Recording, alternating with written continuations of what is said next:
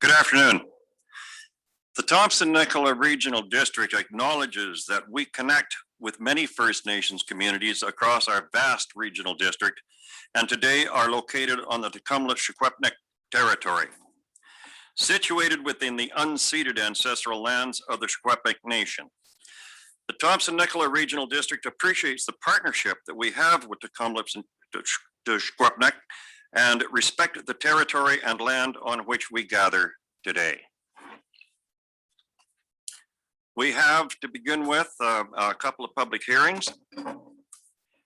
And I will state that today's public hearing is convened under the provisions of the Local Government Act of British Columbia to hear submissions relative to the proposed bylaws. We have encouraged written submissions to this hearing.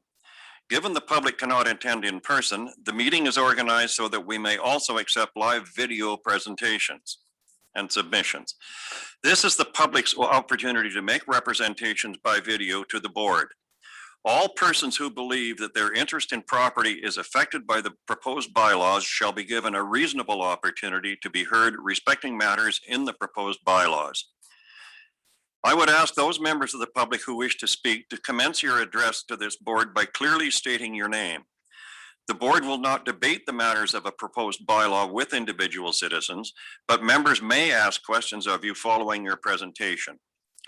The main function of this public hearing is to listen to your views.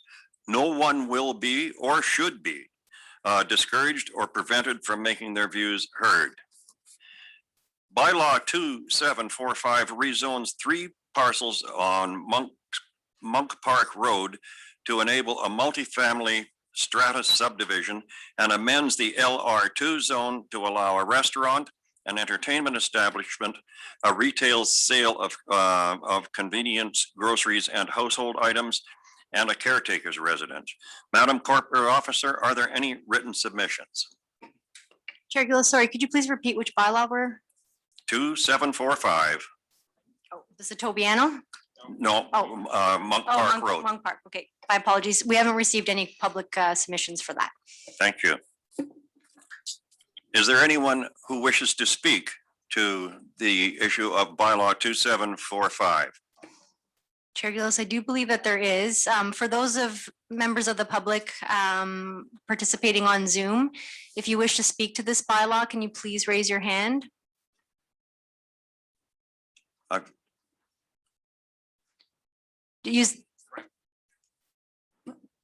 Okay, Mr. Rosardo, we'll let you in just a moment.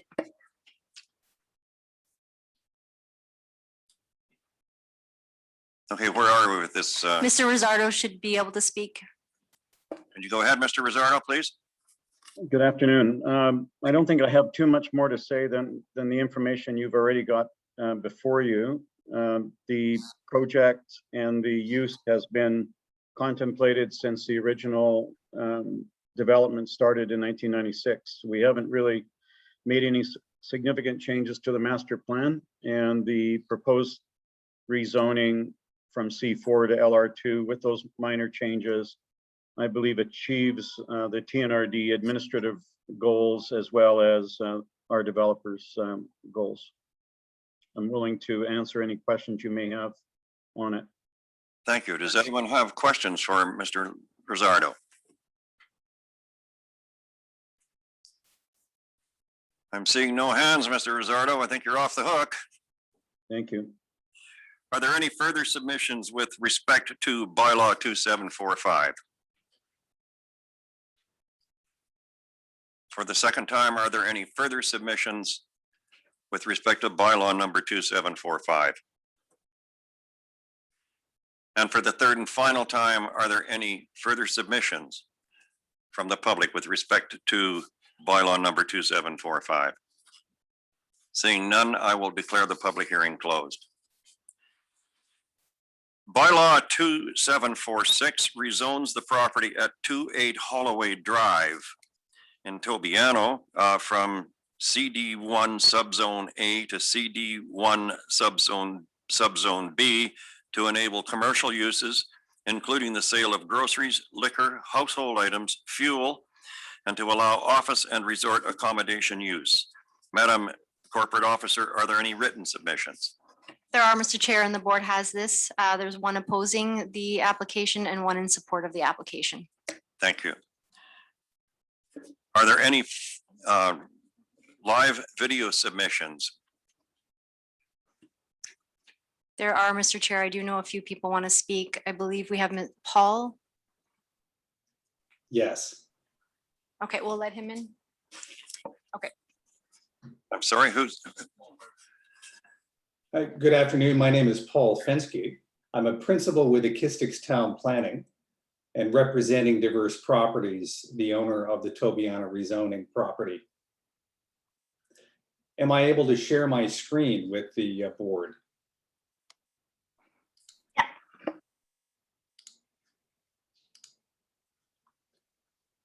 Are you able to see the image of Tobiano on the screen? We are. Very good. Well, once again, good afternoon. We're pleased to be here with you today. I'm, of course, joined by James Funk and Owen Matheson of Diverse Properties, owners of Tobiano lands. Also, Teo Finseth, a colleague here with Acoustics Town Planning. In addition, we have Jared Grant, the project engineer with Urban Systems, also available to answer questions. My involvement and Acoustics involvement with the project dates back to 2006, and it's been focused on development implementation and the build out of the community with the associated design guidelines. Of course, over the years, Tobiano has had to adapt to the changing market conditions, but is once again on firm foundation and can now support consideration of new commercial amenities like the one that we're bringing forward today. In fact, that change and that new growth is really rooted in the 2017 acquisition of the Tobiano lands by Diverse Properties, where since that time, over the last 4 to 4.5 years, we've seen significant growth, both in the number of new homes, constructions, as well as the number of full-time residents now living at Tobiano. Diverse Properties, for those who are unfamiliar with them, are an experienced builder and developer from the Fraser Valley, who through their investment and continued growth in the community is committed to investing at Tobiano and in the Tnrd. As part of a community outreach effort last year, Diverse Properties and ourselves then led a community survey last spring. And through that community survey, where we touch base with all existing residents and landowners at Tobiano, a community amenity, a neighborhood-focused community amenity was identified as really the top item desired by residents at Tobiano. And so we began then looking at an opportunity to bring such an amenity on and the location for that kind of amenity. And we realized that, as we can see on the screen, where we're looking at the 1,000 acres, that is the Tobiano community, its position on the Trans-Canada Highway. Of course, it's distributed golf course, 18-hole destination golf course, along with the Brooker Marina on Kamloops Lake. We see that the site that has been selected is right at the front door to Tobiano. And in fact, the project allows an opportunity to enhance Tobiano's arrival experience and entry with not just a series of commercial uses, but with a new commercial hub, or what we call commercial crossing. And that commercial crossing, in addition to the uses that you listed, would have an opportunity to provide also new entry signage for the community, as well as layered landscape and even community pathways, in an effort to try and complete what is today a rather unfinished community arrival. The work of looking at the most opportune site to locate this community crossing was understanding Tobiano as an opportunity to position the community amenity desired by the residents really at its front door. And so in looking at the various opportunities for such a site, we realized that the site selected is really central within the community, as we can see, highlighted with that blue outline of the property, adjacent to the gold triangle, which is the entry point off of the Trans-Canada Highway. It's located not only at the front door, but also on Tobiano's planned major street network. It, of course, is independent from existing neighborhoods, being at the entrance, as well as defined really by the open views of the golf course and driving range. And it also provides convenient access to the neighborhoods, whether it's the ranch lands to the right-hand side, the West Hills as part of the future neighborhood, or down to the Bluff and waterfront neighborhoods, without having to pull traffic through those various neighborhoods for access. And in fact, the 1.8 acres site allows for a new commercial crossing that would enhance and, as I said, suggested, complete Tobiano's arrival entrance with a supportive mix of commercial uses, including the market, the gas station, the EV charging bar, as well as short-term accommodation. As we look at the site itself, we see that the plan offers an opportunity not only for a variety of uses, but an opportunity to plan them and build them as a bit of a new commercial hub or crossing. And we see that both with the market, the gas bar identified as number 2, as well as the short-term rentals identified as number 3 on the plan. The 1.6 acre site is bounded by Colebrook Road on the south, Holloway Drive that wraps around it both on the east and the north. And as we can see from the plan, is adjacent and part of the major arrival off the Trans-Canada Highway into the Tobiano community. The opportunity for the market is to provide not only local groceries, both perishable and non-perishable to the community, but also opportunity for beer and wine store, a cafe and terrace, even with an opportunity then for a second floor offices and even some professional services or business center. Supportive of that market then is the opportunity to provide then a gas bar and really ensure that this community crossing has a 4-season viability in its business model. Relying simply on the current Tobiano demand may not be sufficient to support such a crossing, but given its location on the highway, there's an opportunity to draw both visitor traffic as well as resident traffic to this site, again, without having to pull traffic through the community. Of course, the architectural style is critical, both to the general context of Cherry Creek and Savannah, as well as the more specific character of Tobiano. And so with the potential rezoning of the site, then would come design guidelines that would be registered in order to ensure compliance with Tobiano's design standards and its look and feel. In fact, as we look at the gas bar, it's been modeled on the Whistler Rainbow neighborhood gas station, situated on the Sea to Sky Highway. In fact, a much busier highway than the Trans-Canada at Tobiano's location. And as you can see here, the gas station has been specifically designed at a neighborhood scale. So without the ability to have card lock and large trucks moving through it, and really designed to emphasize local materials in terms of the wood framing, small signage, as well as downcast lighting, all to help meet both the neighborhood look and feel, but also the dark sky standards established at Tobiano. And of course, in addition to an opportunity for gas and groceries, EV charging, electric vehicle charging, which is certainly part of our future, is also designed into this proposal. In addition to the market and the gas bar, are the opportunities then to provide Tobiano with some short-term tourist accommodation as a way of supporting the destination golf and resort activities. And like the gas bar in the market, architectural style is critical, and therefore design guidelines will be registered on site to be in compliance with the look and feel to make sure that each of the buildings and each of the development components add to this sense of community crossing and to the arrival experience at Tobiano. In addition to the basic program uses here of the market, the gas bar, and the short-term rental cottages, there's also the opportunity to help Tobiano grow up from a car-centric community into a more complete and sustaining community that allows people to move through the community from golf to waterfront to community destinations and not necessarily be tied to their car.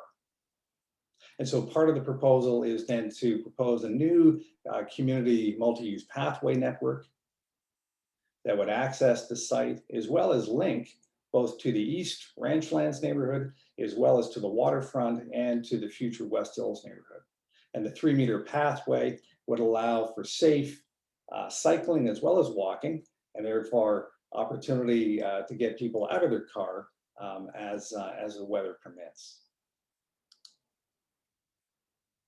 Technically, we've had a chance to work both with regional district staff as well as with the Ministry of Transportation and Infrastructure on concerns related to site servicing and transportation circulation.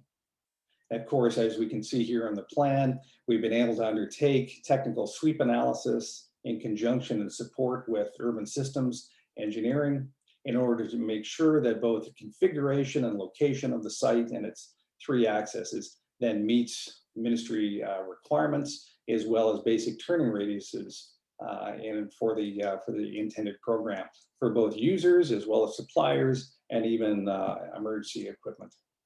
And of course, issues such as hydrant location and firefighting capacity are continuing to be worked through, but all of those requirements will be confirmed with emergency services. So that's the conclusion of the presentation. Perhaps what I'll do is leave up the site plan. And of course, we remain available to take questions. Thank you very much. Are there any questions for Mr. Pensky? Director Elliott.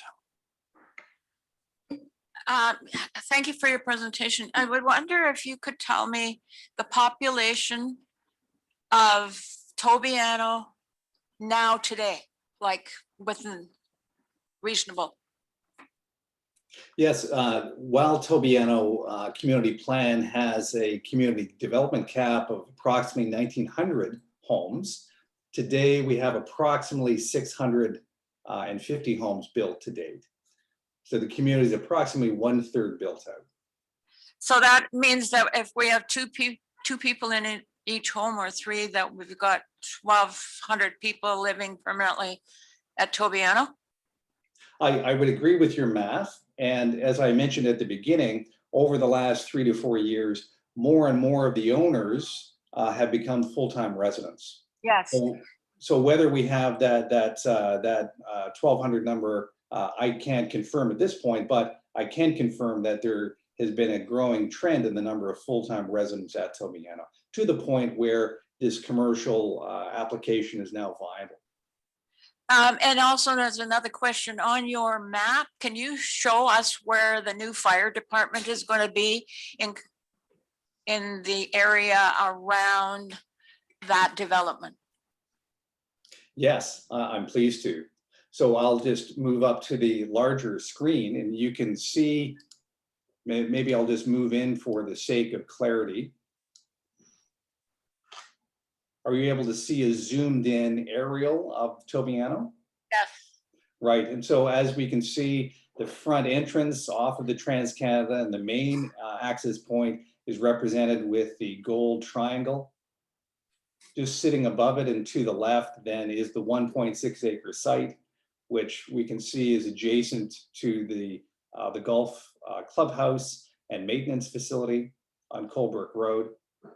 And then as requested, the future fire hall is located approximately 100 meters to the east on Rue Cheval Noir, also helping to frame and complete the entrance experience at Tobiano.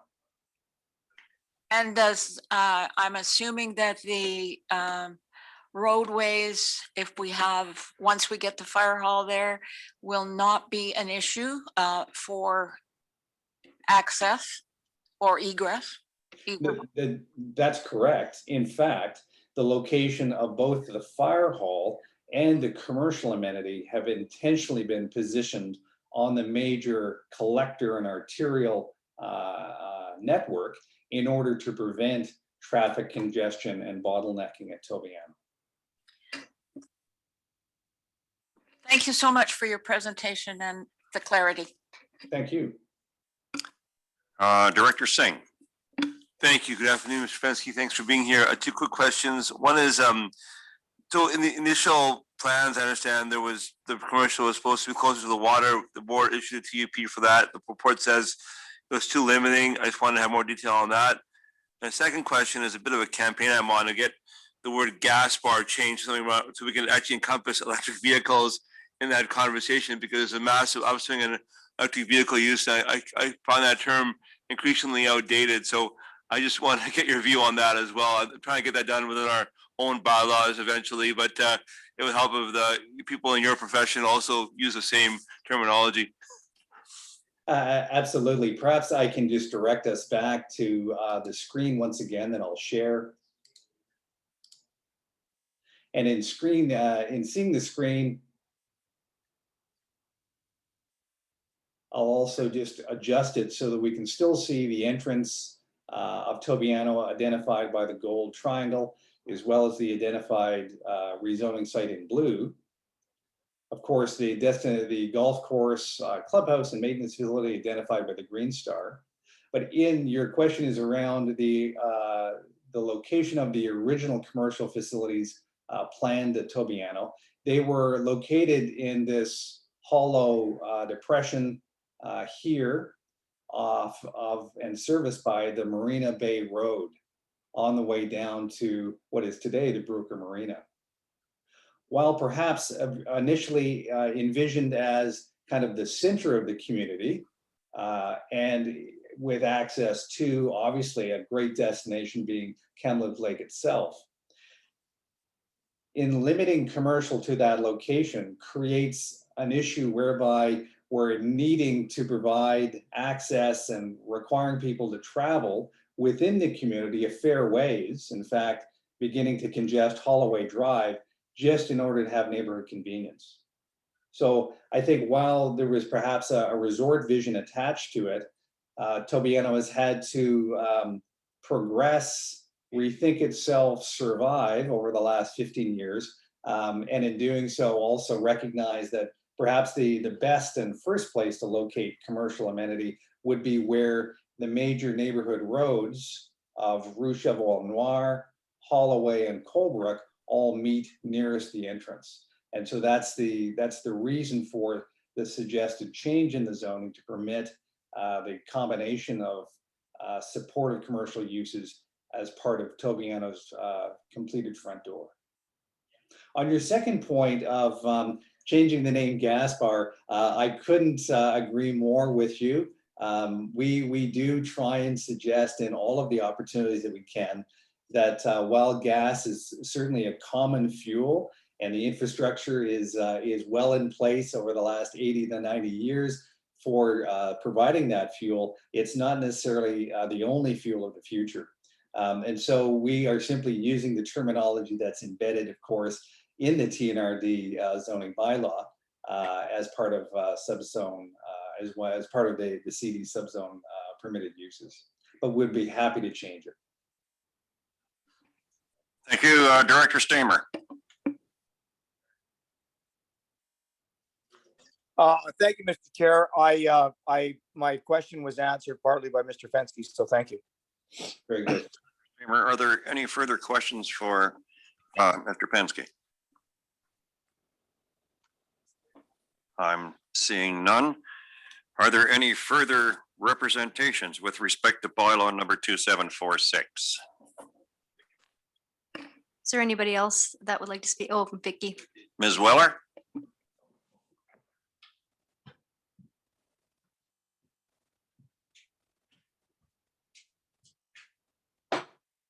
Are you muted, Ms. Weller? Please go ahead. Hello, I am unmuted now. Can you hear me? We can, thank you. Well, thank you for allowing me to speak. You have my letter on behalf of a household before you. First of all, in full disclosure, I am an employee of the Tnrd and I am currently on my lunch break. I'm a private citizen and when I talk, and I'm also a resident of Tobiano. And I'm also going to swear I'm going to tell the truth about what I see and what I've witnessed. And I represent 3 people, well, including myself, who are opposed to the gas station, not to the concept of a village, but opposed to where it is and the fact that a gas bar, doesn't matter what you call it, a gas bar for fuel is being put right where everybody has to enter. And is technically, although said it's on a highway, it's actually inside the community. It is not on the highway as proposed. I also want to speak on behalf of others who have expressed their dislike of the proposed site and having a gas station. When I asked why they would not put their names forward, I heard, it's a done deal. It's hopeless to speak against anything about building because no one listens to people against development. They did not want to cause disharmony with the community, and they don't want to stand out, whereas I have no problems with that whatsoever. First, I would like to speak as somebody who's considered Tobiano, knew about it for 20 years. And that I feel like I've been, and like some others, been duped over this whole thing. Before considering in Tobiano, I reviewed the community plan. There's no surprise about the size. There's no surprise. And in fact, it even mentions stuff about environmental impact, about what would go into Tobiano. And its main objective from environment perspective is to protect the extraordinary viewscape afforded by Kamloops Lake and the arid natural landscape. I can think of nothing remotely like a gas station as soon as you come into that place that aligns with a viewscape of open, arid, and natural. If I wanted to live in a Whistler ski resort, which is in a mountain, I would be there. And their gas stations look like it belongs, but it doesn't belong at Tobiano. This is a wide open natural place. Now, where the original gas or not gas station never was in gas station, not in the community plan, not in the zoning ever. And we've had 20 years to look at this parcel. But a village, absolutely, that sounds wonderful. Mr. French says, well, people can walk up inside down the marina. Are you out of your mind? Have you ever tried? It's all uphill. People will have to drive down and back and forth. There's no getting rid of traffic, even to the golf course, I would say.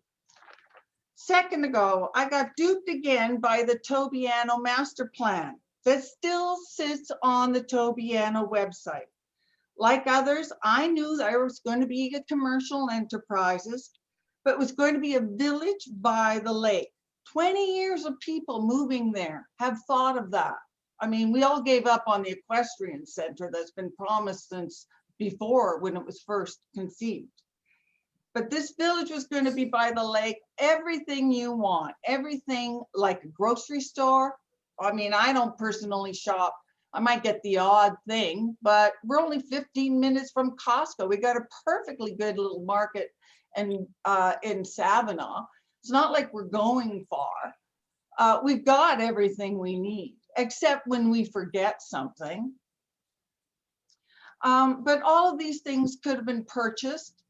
And he says, and that we don't want a crowded entrance. He says, well, it's right where, and bragging that it's right where everybody comes. Yeah, that's where everybody is forced to go as long as traffic is coming in and out. Whereas I don't have to go to, if I want to go to Kamloops, it's very, very, very close. So I got duped again. So did 20 years worth of residents get duped. I don't think that's really fair or forthcoming. The third time I got duped was I went to the Tobiano community Facebook. And I was talking about wanting to have the residences take on it. Not one person that I saw or no, I will say maybe a couple thought, yeah, having a gas station is pretty good, but having the groceries and having sundries, oh, word isn't, you know, that's the best thing. That's what they wanted. And I said, no, no, no, what about the gas station right there when you come into this gorgeous resort and it's right on the green? Like that wasn't imagined either in the original community plan or in its plans ever. So yeah, okay, things change. And then I was asked, which I thought was one of the residents, could I see a copy of your letter? And now I see urban systems and find out not only that, but the company's been trolling the community site, building up momentum to say, oh yeah, we want it, it's great, when actually it's the developers I've been talking to on the community Facebook, not fellow residents. So when I ask people and friends and business people, why a gas station? Like, why would they want to? Well, you don't really make money on gas. You make money on the food. I said, so this is about attracting public, not the Tobiano residents, but they might benefit, sure, if they forget something. But this is about selling gum and stuff and like a 7-Eleven with pumps, only dressed up nicer. So I'm requesting that the board stick to their community plan and sustain the environmental looks and the feel of Tobiano. I ask that it step in line with the federal government that is trying to get away from fossil fuels. Every one of our cars out there have a gas gauge that tell us when we're low. We don't need a gas station there. We can go to 7-Eleven, we can go and it's on our way. This is not going to serve us any value except, well, maybe be a little bit closer. And if Tobiano really wanted, and we're really worried about, you know, EV and being eco-friendly, why isn't it in their plans to build houses that they must have EV stations and power to go into their homes? It's not mandated. I know where I live, that lots of people don't have it. So I really disagree with the whole point of a gas station. And I request that you stay with the original zoning, because the zoning was determined with full and comprehensive knowledge of how big Tobiano would become. The board before you, they knew, and they still know. There's no surprises here whatsoever. They've always been transparent. And I think that I would ask that the board hold developers accountable to their advertised and well thought up plans and vision that they had years ago. I disagree that this is on a highway. It's not. As soon as you turn off, you've got to get into the left-hand lane right away. It'll be congested. It'll look bad. I don't care how much pine you put in there. It's a gas station. It's in the wrong place. No one's going to go from the marina and drive up back and forth. When they're at the marina, they can get everything they need. There's no reason, but a nice village where it was planned was wonderful. And every resident who's up until now, who's chosen to live there, is getting duped. And I don't appreciate that. Thank you, Ms. Weller. Are there any further representations with respect to bylaw number 2746? Chair Gillis, I believe Director Stamer has a question. Director Stamer? Thank you, Mr. Chair. Just to Mr. Fensky, I had a question here about the original OCP, and it doesn't show up in our paperwork that we have here. Was there a plan for short-term rentals and or a hotel? And is this short-term rental, is it for tourism or employees or both? What is the size and scope of that? Thank you. So the current zoning on the site allows for short-term rentals as part of tourism accommodation at Tobiano. And that's in line with the original vision. That Tobiano was not just a community, but in fact, it was a resort community. That reality of a resort community has struggled over the last 20, 25 years, as I think the board well knows. The intention then of the cottages as part of this community crossing, again, was to try and provide proximity for 3 or 4 supporting uses, where having individual uses on their own, they don't make a viable 4-season business case. And of course, that's the reason why the original vision of the village down by the waterfront has never materialized. There is no business case for that, unfortunately. So therefore, this site, with its proximity at the entrance to Tobiano, then provides a mix of uses that can be supportive. And the intent of the cottages is to provide better destination amenity support for the golf course itself, and or for visitors wanting to stay at Tobiano to take advantage of golf, the waterfront, or in fact visit full-time residents who live in the community itself. In addition then to this current proposal for 8 to 10 cottages, short-term rentals, part of tourism accommodation, you're absolutely right. There is also zoning permitted for a larger hotel. But again, the economic viability of larger hotels, especially near the water at this point, are highly questionable at this point in time. Mike, if I may, Mr. Chair, my other question was, if it's 8 or 10 cottages today, what is the full build out? Was that fully explained to the residents when they purchased the property in the beginning of the plan, or is the plan constantly evolving in as much as trying to understand the economic realities? If I can provide my answer to that in response to the question, I think the various owners of Tobiano over the years have tried to stick very closely to the original plan by following not only the development cap, but also the sub-zone categories that are embedded within the CD zone. This is really the first change to that zone that's been applied for in my experience at Tobiano. And again, it's intended not to conceal or to change the plan, but to provide the requested community amenities as identified by the community survey with residents last year in a way that is viable, and that also then serves to complete what is rather an unfinished neighborhood entry.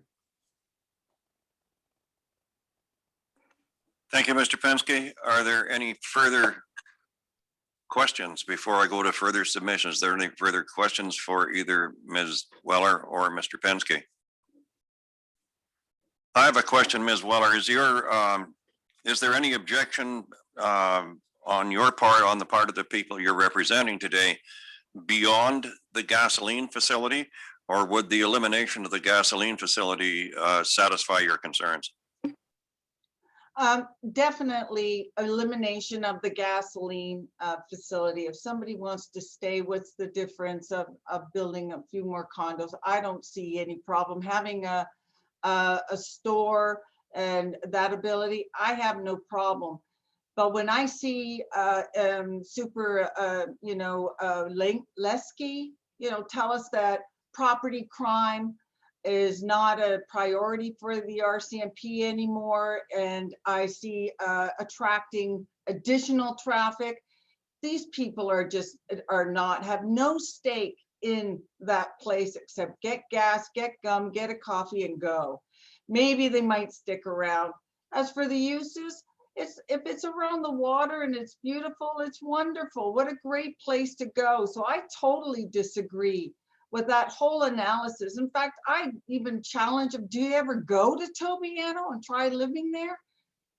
Where it's all proposed is ridiculous, and it's so congested there, and it's hard. Ms. Weller, thank you. Chair Gillis, Director Rain, I believe, wants to say something. Director Rain? Mr. Chair, I think we're still in the public hearing. Are we?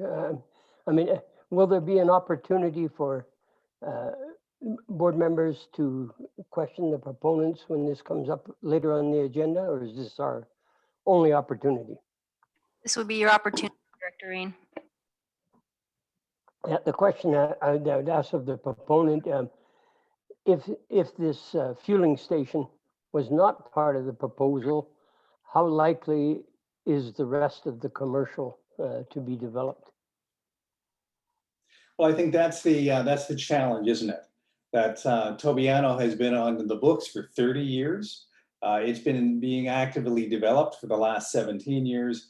And as I noted earlier in the presentation, like so many other developments within BC and across Canada, it's had a very rocky start and a rocky history, including going into receivership.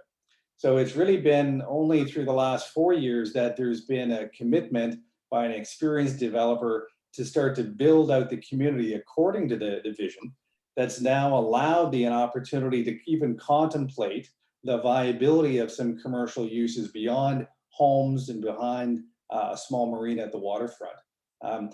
That viability, as you're suggesting, is still somewhat vulnerable. And therefore, the idea of trying to combine supportive uses makes as much sense as it possibly can in this location. When we have talked to the proponent who would operate the gas bar and EV charging station, he, of course, has worked with the fuel supply companies who do their own market analysis. And they said, well, in fact, Kelowna is 25 kilometers one way and Savannah is 12 kilometers the other way. This is actually a good location for that kind of gas need within the community, especially given the access to water and the fuel needs of boats and so on. So there seems to be a legitimate need for gas. And if gas can be another supporting pillar for what would otherwise be a non-viable community market, given the still the small number of permanent residents of Tobiano, then I think that was the idea. Can we try and bring it on as soon as possible? And in doing so, provide as much fulsome opportunity for it to be viable as possible by adding that component of gas. Thank you. Are there any further questions for either presenter? Oh my goodness. Director Polderman and then Director Quinn. Thank you, Mr. Chair. What percentage of your business is expected to come from Tobiano and what percentage from the highway? You know, I don't believe that there's been a market analysis done for that. The first step was to look at opportunities to provide needed and desired and identified amenities to residents. And so that's really where the idea of the current proposal has stemmed from. Again, last year's outreach and community survey that identified these uses. And as I suggested, we've gone through the process over the last year of working with staff, MOTI, to technically identify a site whereby we could combine those uses, not just in a 7-Eleven, gee, I sure hope not, but rather in a bit of a community crossing and make sure that it's articulated with both architecture and natural materials and landscaping to actually complete the arrival experience at Tobiano. But in terms of, has there been specific market studies done? Not to my knowledge. Thank you, Director Quinn. Thank you. On page 5 of 25 at the bottom, it says planning, the owners and respective planning consultants have met to discuss, et cetera, et cetera. How many community meetings were held prior to this? So in addition to the outreach done last year, there was also a community outreach done 3 weeks ago in mid to late May on site at Tobiano. It was advertised among residents, and we had a number of residents come and feed back to us, and there was support in moving forward to this, albeit with some of the concerns that we heard today, whereby concerning around light and noise and how do we screen the view to make it attractive, et cetera. And so that's partly what was then able to inform the current proposal before you, was that idea of, well, let's not do a save on gas like Savannah has, please. We can do much better than that. And in fact, a great example that's used around the province is in fact the Whistler located gas bar, not because it's in the mountains or in Whistler, but because there was a real attempt to try and move away from the normal to something very specific and very responsive to the needs, both of the neighborhood, it's within the Rainbow neighborhood within Whistler, as well as to take advantage to make sure that the landscape and the beauty of the landscape really remain dominant in the experience of the community and not the lighting or the materials of the commercial structure. Thank you. You answered my question. Are there any further questions for either of our presenters? Director Schaefer? Could you please tell me how many people were at the public meeting out of how many people live there? Yes, I'll ask my colleague Teo Finseth, who was there with representatives of Diverse and Tobiano at the meeting. Teo? Hey, good afternoon. I believe we had 15 to 16 attendance at the meeting. Thank you. Are there any further questions for either Mr. Pensky or Ms. Weller? Seeing none, are there any further representations with respect to bylaw number 2746? For the second time, are there any further representations respecting bylaw number 2746? And for the third and final time, are there any further representations respecting bylaw number 2746? Seeing none, I declare this public hearing closed, and I thank you for your input.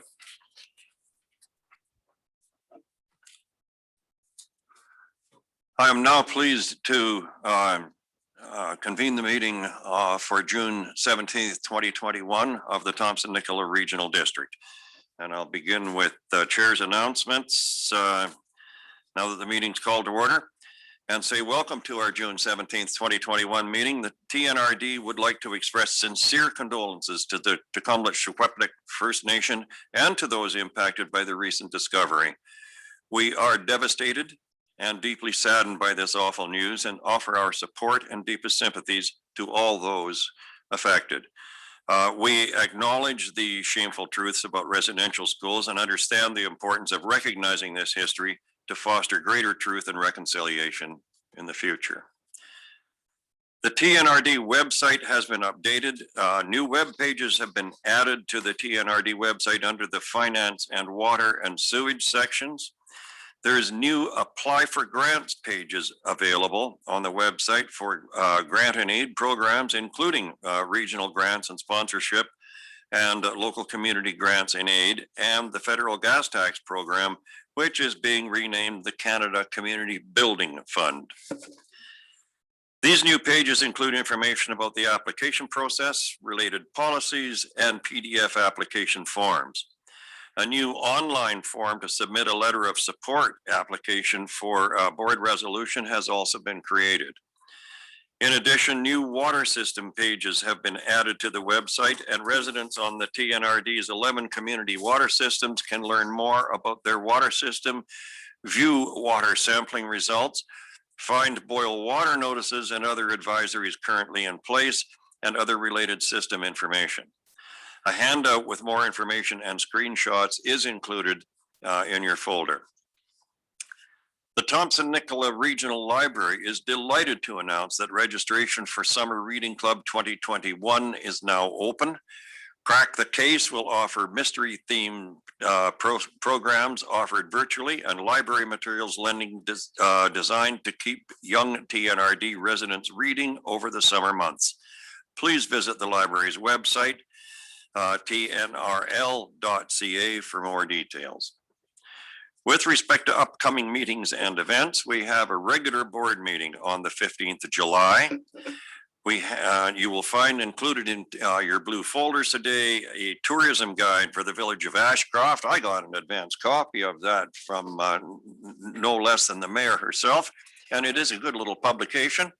There is a TNRD webpage handout and some public submission correspondence. So I think that ends chair's announcements.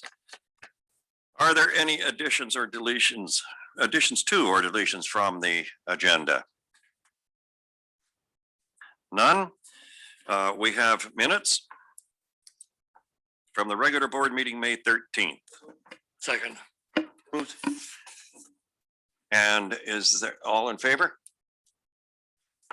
Is there anyone opposed? That's carried. Bylaws from public hearings.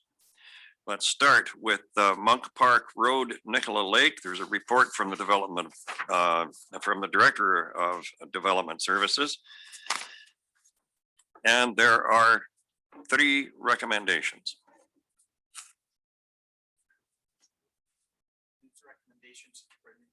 Mr. Chair, do these recommendations have to be separate?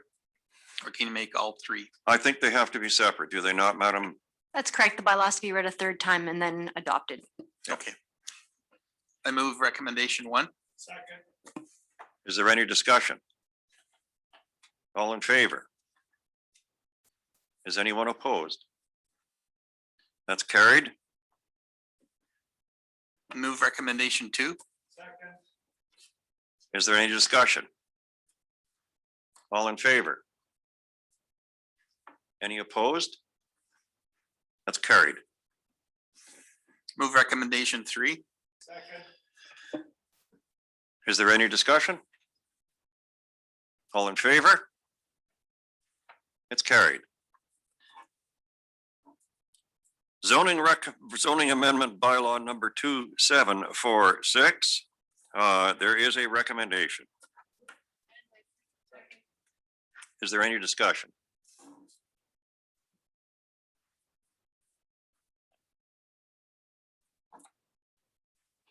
Director Singh. Yeah, thank you, Mr. Chair. There's 2 very compelling presentations. I really appreciate Ms. Wallace saying she came with a private citizen on a lunch break. That was helpful. And I also think that one of the things I was kind of reflecting on was lots of passion in her presentation, but there was really not a lot of negative feedback coming from this, from the totality of the neighborhood, with a sign, I imagine, with letters out, with the public hearing. And I think that, you know, we need to sort of look at the sort of totality of the feedback from the Tobiano, which to me sounds overall on the positive side. So while I very much appreciate Ms. Weller's representation on behalf of her household, I will support the recommendation. Thank you. Is there any further discussion with respect to the recommendation? Director Elliott. Mr. Chairman, I'd just like to make note of the fact that when the original plan was made, where the village square was supposed to be down by the beach, since then there's been 2 different sets of the landowners, and I think that this rezoning makes it much more viable and not so congested. And contrary to some of the remarks, I think the village, the people that live at Tobiano are very happy to see this happening. Thanks, Director Elliott. Is there any further discussion with respect to the recommendation? Seeing none, all in favor? Opposed, if any? Director Blackwell? I'm going to have to get this again. All in favor, would you raise your hand, please, if you're in favor?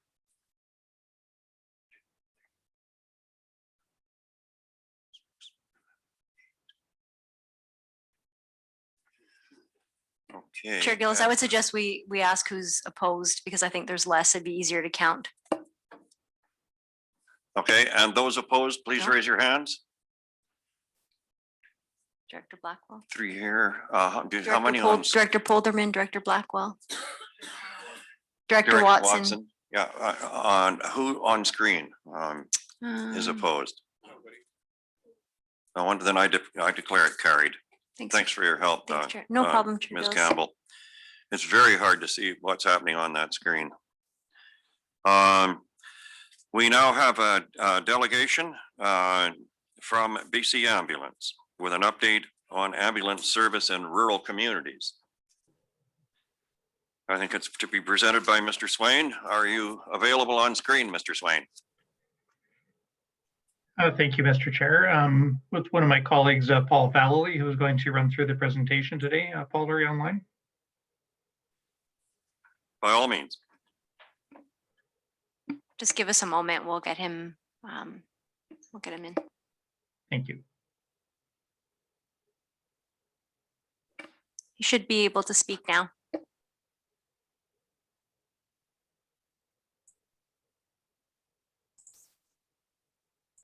Hello, thank you for allowing us here today.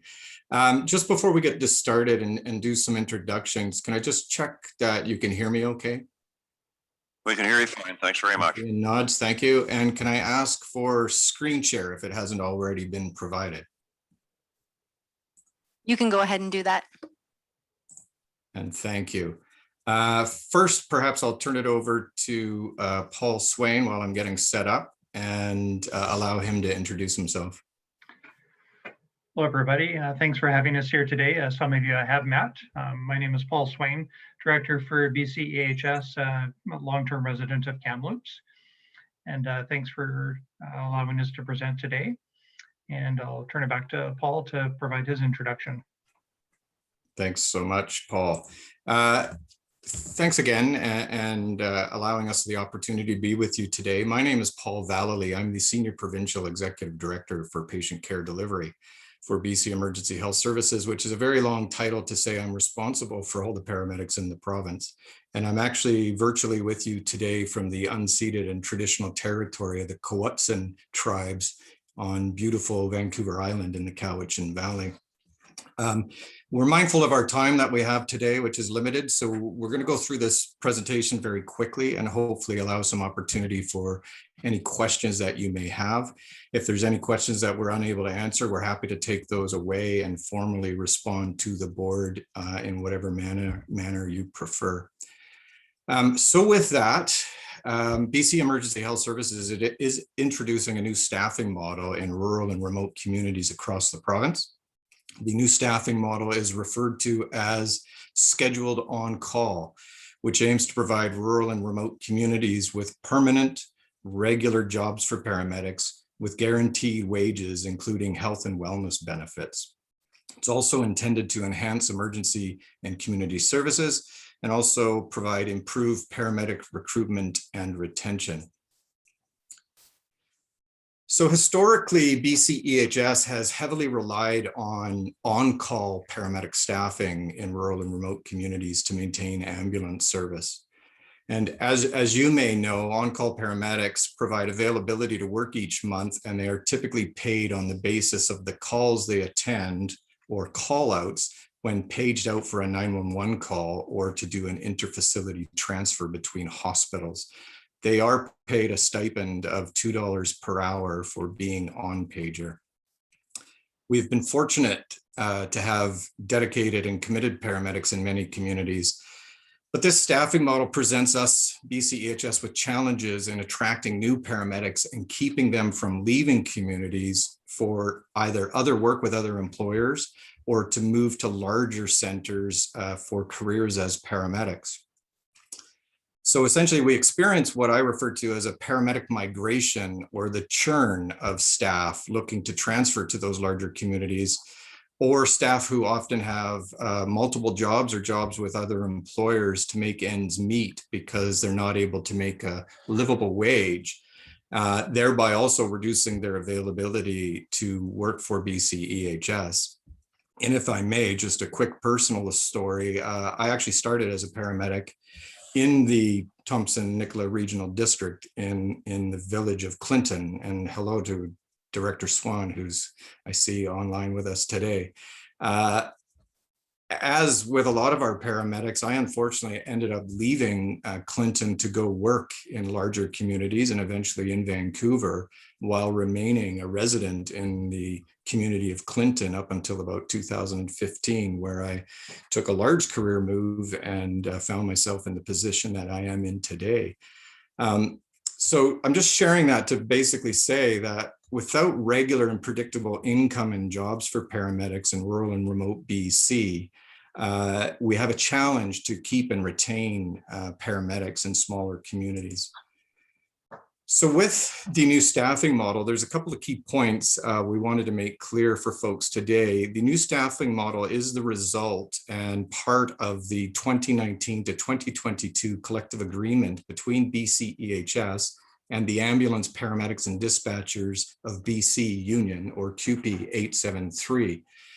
A number of initiatives were agreed to create permanent and salary jobs for paramedics, including the new staffing model referred to as scheduled on call, which I will also refer to as SOC. The SOC model is developed to provide regular sustainable paramedic work where 911 call volumes are typically lower. And the model will see paramedics being provided with 8 hours per day of guaranteed work and pay that will involve community paramedicine work or other duties within the community.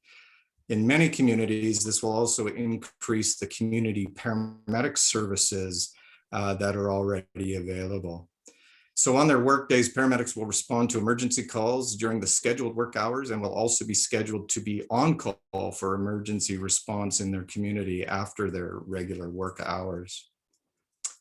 With the implementation of SOC, there are some impacts to our current on-call long-serving unit chief roles. Our unit chiefs are our paramedic supervisors, if you will. At every station where we have operated with on-call unit chiefs, we're also introducing regular unit chief positions or SOC unit chief roles. Some of our smallest stations will have a combined community paramedic scheduled on-call unit chief position being introduced.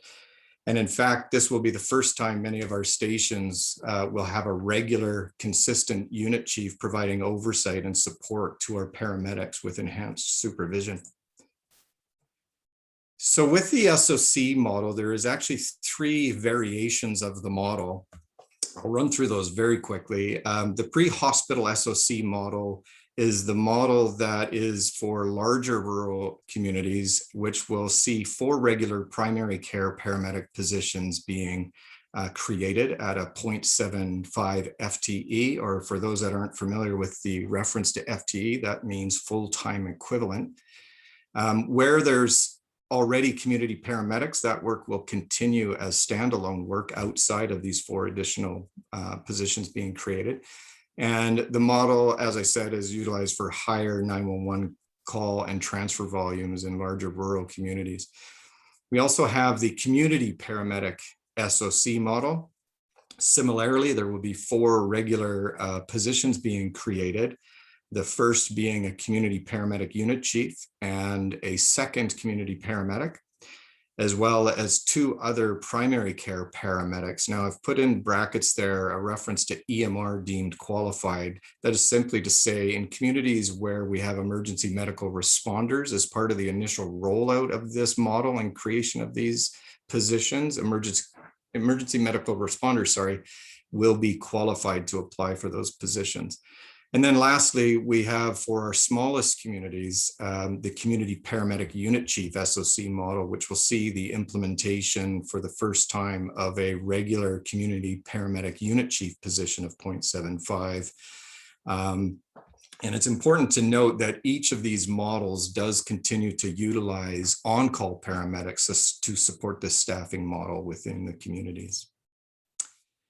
Just a little bit more about the community paramedic program in terms of this model is that as part of this implementation, the community paramedic program in many communities will see an expansion of services. This particular program has been well received by communities across the province where it is in place. We're also pleased to ensure that we will be adding additional community paramedic positions, which equates out to a 25% increase in the total hours devoted to the program across the province. New community paramedic SOC positions are being introduced into communities with the lowest call volume to expand support to local healthcare and is aimed at improving emergency coverage as well.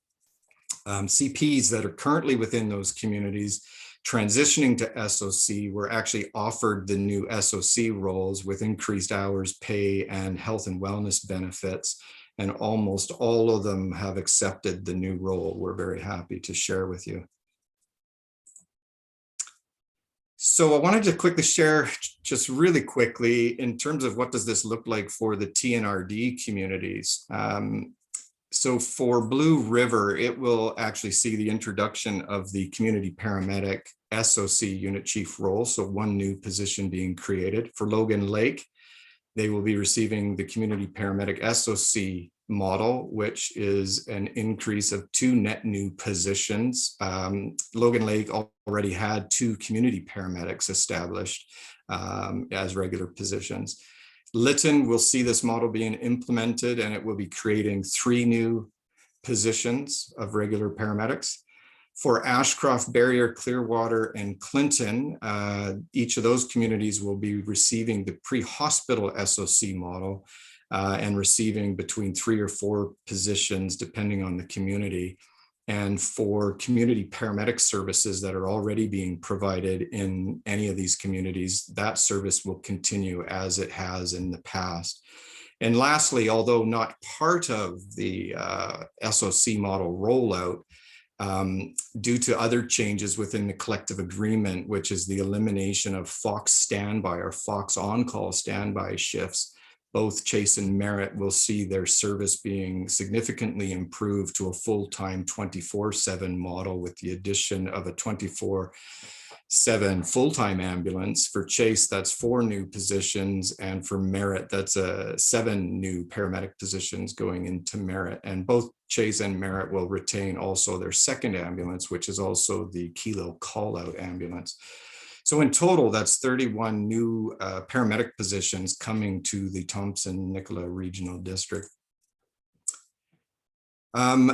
In terms of how will SOC help, we're expecting obviously to increase the number of regular positions. BCEHS is committed to regularizing the workforce as much as possible, moving away from what has been a 46-year-old model heavily reliant on on-call paramedics, really targeted to provide employment and livable wages and benefits for paramedics to help retain them in our smaller communities across the province. I'll just summarize by saying it's really intended to provide more consistent emergency coverage, to also increase support for local health services, including the community paramedic program. An important note to say that as part of this model implementation and our agreement with QP 873, we will be conducting a comprehensive evaluation of the model to monitor for opportunities for improvement and also any potential opportunities for enhancement, as well as any potential unintended consequences or negative impacts that may result, which we're not anticipating any, but it's important for us to use data and evidence to support changes to the model going forward. So real quickly, when is this happening? We had undertaken a prototype for Vancouver Island and the Gulf Islands, which is currently underway for implementation with positions being offered out, with that model coming into effect on July 24th. We had done that to help inform what a provincial rollout would look like of this model, and we're expecting the rollout to be accomplished by the 1st of November 2021. And this includes changes to our Fox standby shifts, as I briefly mentioned before. So with that, I've shared quite a bit of information with you in very short order. We are very excited about these changes, obviously. Perhaps had this opportunity had been afforded to me when I was in the early part of my career as a paramedic, I'd still be residing in Clinton, where some of my family still lives today. But nonetheless, here I am, part of the team redesigning and transforming BCEHS to provide these opportunities. We do have an email address for communities to reach out if there's more specific detailed questions and answers needed, which is mycommunity@bcehs.ca. And with that, we are happy to take any questions from the board. And thanks again for the opportunity to be able to present this to you. Thank you very much for an excellent presentation. And before I forget, I do have one quick question before I get to our director's questions. And the question is, how available are trained paramedics? How much trouble do you expect to have recruiting all these new people? Very good question. And I'll maybe take the first answer to that and maybe turn it over to Paul to add to that. So across Canada, there is challenges like many labor markets in retaining skilled qualified workers. As part of this program and other things that we're doing within BCEHS to hire paramedics, we are taking and developing a marketing campaign and a recruitment campaign, if you will. We're hoping that the creation of all these regular paramedic positions for the first time in many communities across the province will actually help us to be able to do that. It's been difficult to attract paramedics to the profession, especially in rural and remote BC, outside of those that are interested in doing it more or less as a, I guess I would call it a community service, because of there isn't, or previously wasn't, a livable wage doing it. So maybe Paul, I don't know if there was anything that you wanted to add to that. Excuse me, thank you.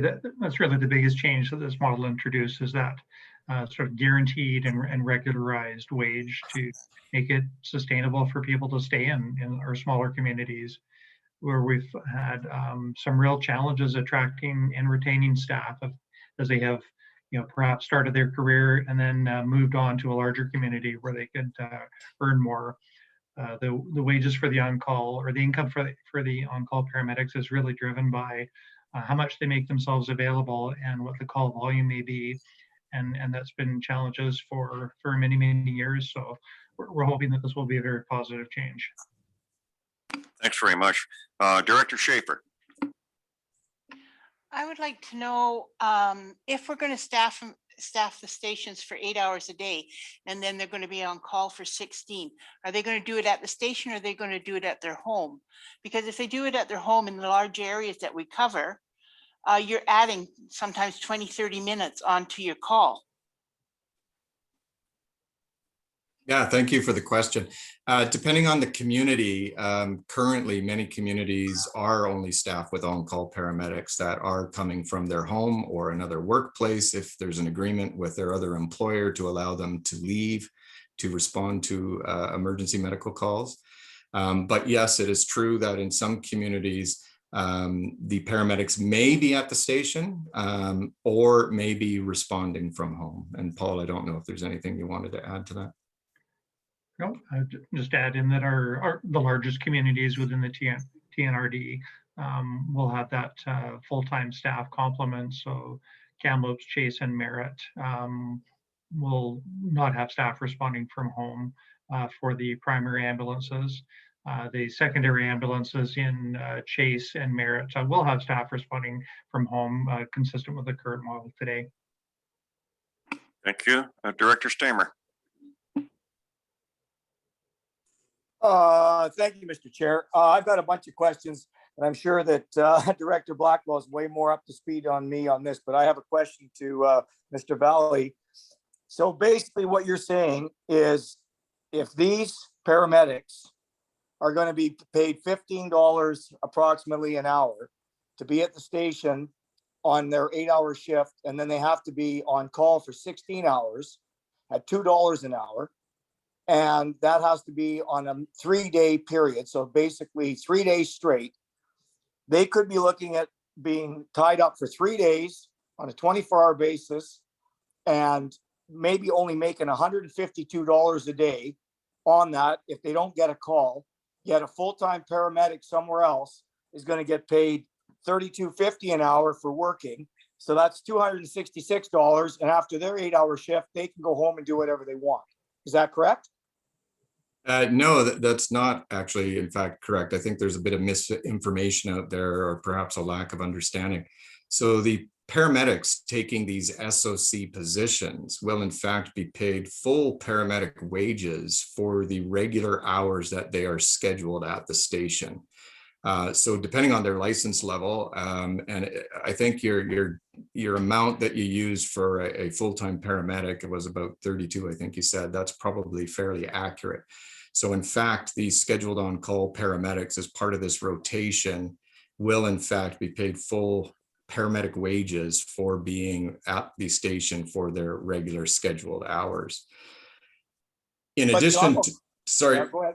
Yeah, thank you. So just in addition to that, while they're on the on-call portion of the shift, they are also receiving a $2 an hour stipend for the pager hours, as well as a minimum of 4-hour call out should a 911 call or emergency call occur during their on-call portion of the shift. Okay, but they're still talking of having them locked up for 3 days on that position. And realistically, if they don't get a call, they're going to basically get an hour's pay for that 16 hours at $2 an hour, correct? Yeah, they'll receive the $2 per hour, and they are committed to the shift rotation of 3 on 3 off. That's correct. Okay. Director,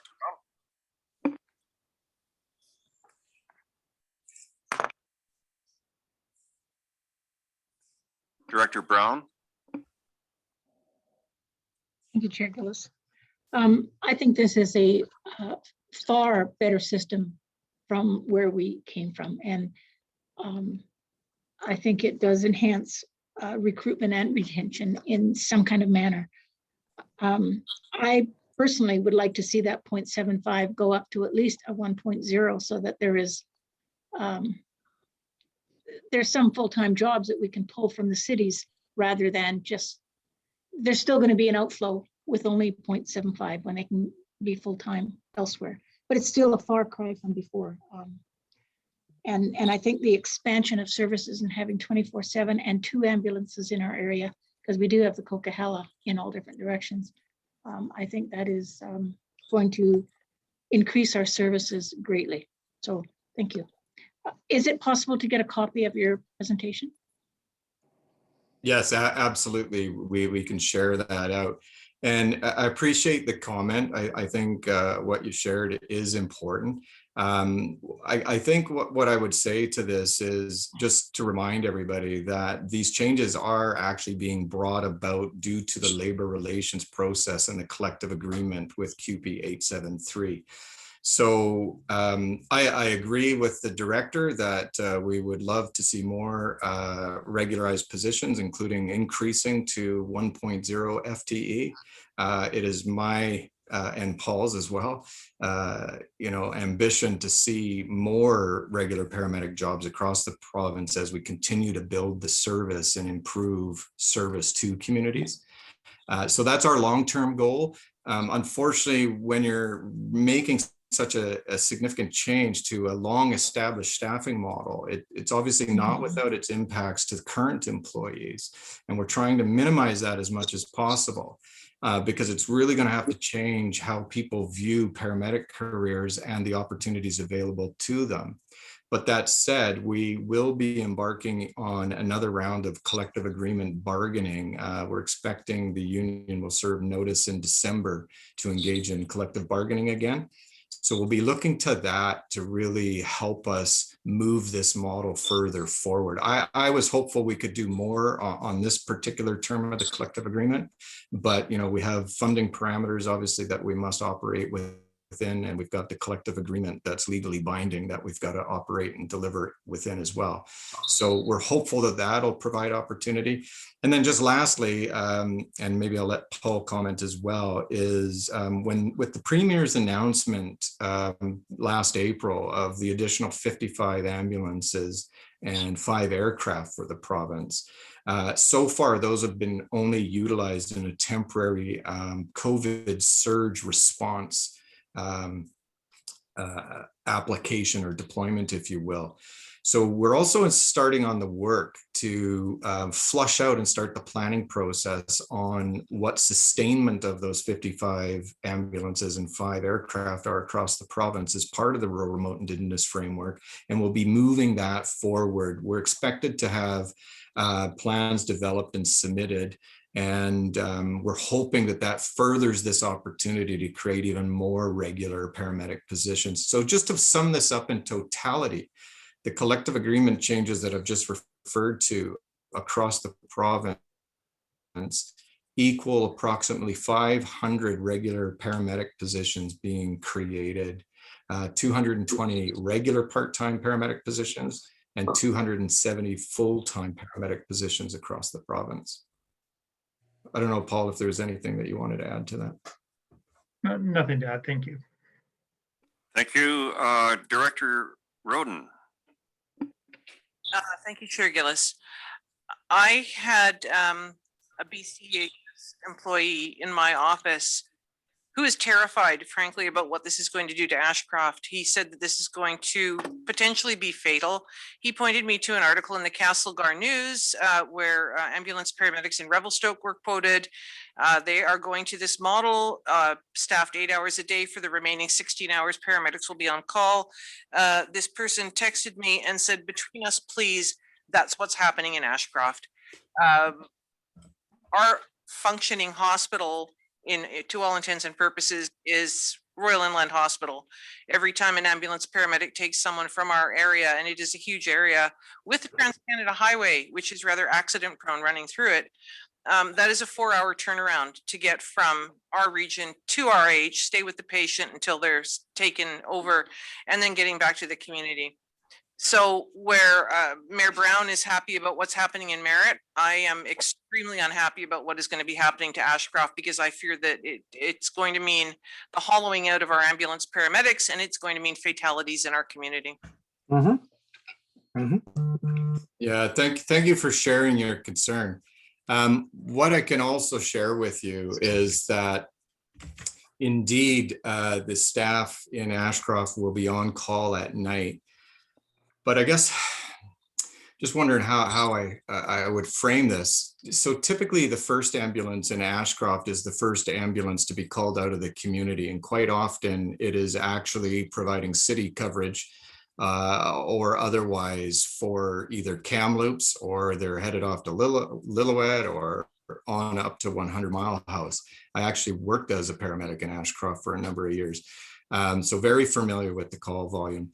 So as part of the scheduled on call implementation of this model, we're making a number of changes to our dispatch practices to retain ambulances under this model, the SOC units, within the community as much as possible. So where previously the first ambulance in Ashcroft would have been sent out for cross cover to other communities or on routine transfers, picking up patients from Kamloops and going to Williams Lake or whatever have you, that will be very limited under this new model. In fact, we've also last year and previously increased our ambulances resources in Kamloops to help, I guess, prevent the draw of smaller community ambulances being taken out of their communities in order to ensure we've got the emergency coverage within the community.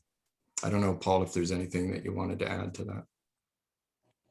No, thank you. Just, as Paul mentioned, pretty significant increase in staffing in Kamloops. We haven't seen that level of staffing increase in many years. We now have a peak of 7 ambulances in Kamloops working during the day, and also supported by the helicopter out at Kamloops Airport to be able to respond either by air to those, sadly, the many motor vehicle accidents that we get on the highway, and also by advanced care paramedics supporting from Kamloops out to the rural areas as well, including Ashcroft. So I think that the biggest change for me when I think about Ashcroft specifically is, for more years than I can remember, we've only had one full-time employee in Ashcroft, and the remainder have been on call, and there's been it's been very difficult to keep paramedics in Ashcroft and other communities. Well, we only pay them $2 for on call, I guess so. Thank you. I have Director Quinn, Director Stamer, Director Swan, Director Rain, following which I will have no more questions. Director Quinn. Thank you, Chairman. Thank you for your presentation. From what you've said and what I've been hearing from the ambulance people themselves, there really needs to be some better education on your half to talk to your ambulance people. The bigger concern that I've got for the Blue River ambulance and the extra place is that it gets dispatched everywhere when they're short. And the Blue River ambulance has covered Clearwater and Barrier and 100 Mile House. And a couple of nights ago, it had to do a cross cover for a patient transfer between McBride and Prince George. These are not little distances these people have to travel. And so what happens when our ambulance is gone and there's an accident and there's a need for it? I haven't heard anything that would make me feel better. Thank you. Yeah, thank you. Thank you for your comment. I guess specific to Blue River, again, with the SOC model being implemented there, we will be changing dispatch practices to try and keep that ambulance in the community as much as possible. But that said, I think it's important for everybody to understand that we are a provincial service and we don't have fixed boundaries. And the reason I say that is to use the example, when there's a massive motor vehicle incident involving whether it's a coach bus or semi-trailer trucks and multiple vehicles, we aren't limited in our ability to respond because we will bring the closest ambulances from the surrounding area to respond to that. And I suspect everybody on this presentation here today has seen some of the tragic incidences on the Coquihalla Highway where we're able to bring ambulances from Chilliwack, Hope, Merritt, Princeton, Penticton, Kamloops, and everywhere in between to respond to that. So the challenge for us in delivering ambulance services, when you have smaller towns with very little 911 call volume and therefore maybe only a single ambulance, the second that ambulance goes out on a 911 call, there's always potential a second 911 call comes in. And so we do have the ability to pull resources for 911 calls, which is our priority, obviously, to help respond to 911 calls in other communities as needed. Thank you. Director Stamer. Thank you, Mr. Chair. A couple things, if I can quickly. You mentioned about a guaranteed wage. I'd like to know what that is. Secondly, on this 30 on call, is it true that they can take up to 30 minutes to respond to that call on call? And what happens if you've got a full-time position that's there for 8 hours, then they're at home for on call for 16 hours? They get an on call, whether it's a minimum or not. Let's say it takes them 4 hours. Is there anybody to cover them after that point, or is there just unlimited hours with no overtime? And is that in the collective agreement? Thank you for your questions. There was quite a bit packed in that, so I'll try and unravel some of that. So we can certainly share out the average wage of paramedics. There is some variance there depending on seniority, years of service, and those types of things. I think there was a question related to what happens if they go out on a call and they're gone 4 hours and they time out or whatever, and how does the backfill work? Specifically to that situation, our on-call paramedics will also be used to help backfill. So as part of this, and given that there was much analysis done on this model before recommending the variations to go into the specific communities. So we've done a demand analysis of the, first of all, the number of 911 calls and what I refer to as duration on task. So the total time. So as we've already talked about here, some communities are great distances from the next neighboring community. And certainly in the case of Ashcroft, it's an hour. And if the Ashcroft hospital is closed, we're transporting the patient to Kamloops. And so if there was to be a call in the early morning hours, we run into the risk that paramedic is going to be fatigued and therefore would be too fatigued to take their regular scheduled shift the next day. So again, as part of the collective agreement with the union, we have what we refer to as the SOC Memorandum of Understanding, which has a number of measures in there to prevent and mitigate fatigue for paramedics working on these shifts.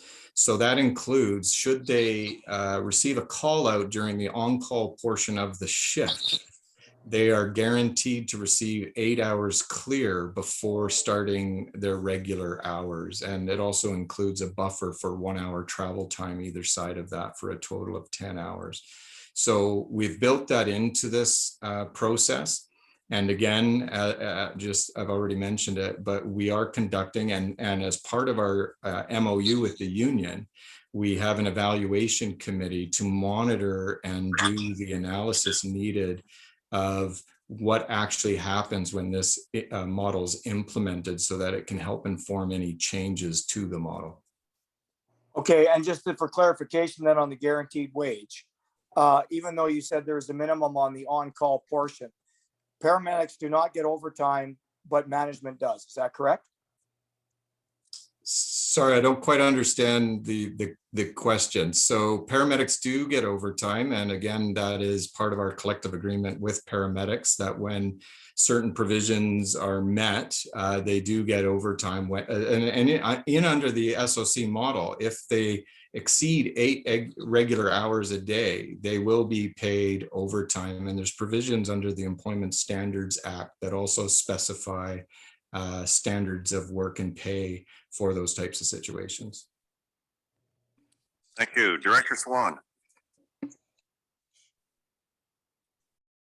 Thank you. Good to see you, Paul. There have been some concerns raised in Clinton as well, and I think Director Roden hit on it, is there's a need for more education of what these changes mean, because of course, change is scary. And they've worked under the old model for how many decades? One of the concerns in Clinton has been that when the ambulance is out on cross coverage or transfers, there may not be people in town to use the second car for an emergency. And it seems our car is out a lot on transfers or cross coverage. Is that going to change under the new model?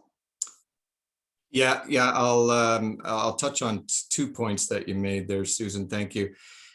So yes, historically, the Clinton ambulance, as I once worked that ambulance for many years, is similar to Ashcroft, is usually used within the greater corridor for other interfacility transfers from either Caribou Memorial Hospital or 100 Mile District Hospital to Kamloops and vice versa and all over.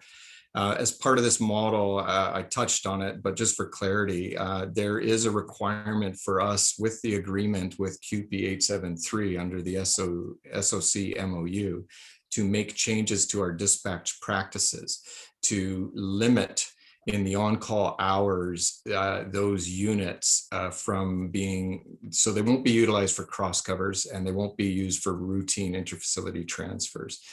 So additionally, although this is completely separate from this model being implemented, we do have COVID surge response ambulances within the corridor that have been added as part of the 55 and 5 that are really helping to assist with the interfacility transfer volume in the corridor.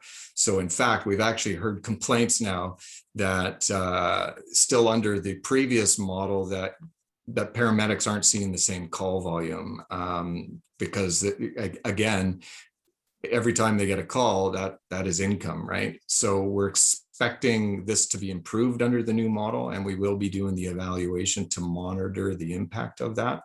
And just on your other point around staff education. So because the work in the background to design the model has really been under negotiation, if you will, or working closely with the Ambulance Paramedics and Dispatch Union at QP 873. And due to the pandemic and some delays in that work moving forward, we are on a compressed time frame for implementing the model now. And so it was only just last week, in fact, that the provincial rollout and the number of positions being created that I just shared of 220 regular part-time and 270 full-time positions was shared with staff.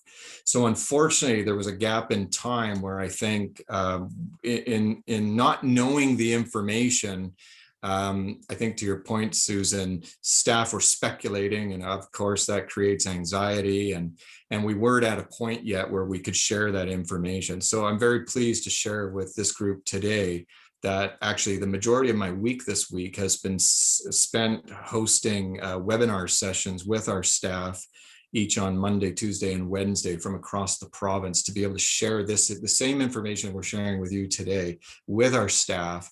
And we spend the larger proportion of that time, which is around an hour and a half or more, answering specific questions to help clear up some of the misinformation, if you will, and some of the confusion. So we're committed to that ongoing as we continue to move this model forward. So, but thank you for your comments and questions, Susan. Thank you for that. And as a follow-up, is this going to stop the revolving door of paramedics that go through the small communities? Thank you for asking. I was hoping somebody would ask this question. Oh, you're welcome. Yes, it's expected. I mean, I shared a bit of a personal story, and obviously everybody's seeing that Susan and I know each other because I started 21 years ago in January 2000 as a on-call paramedic in Clinton.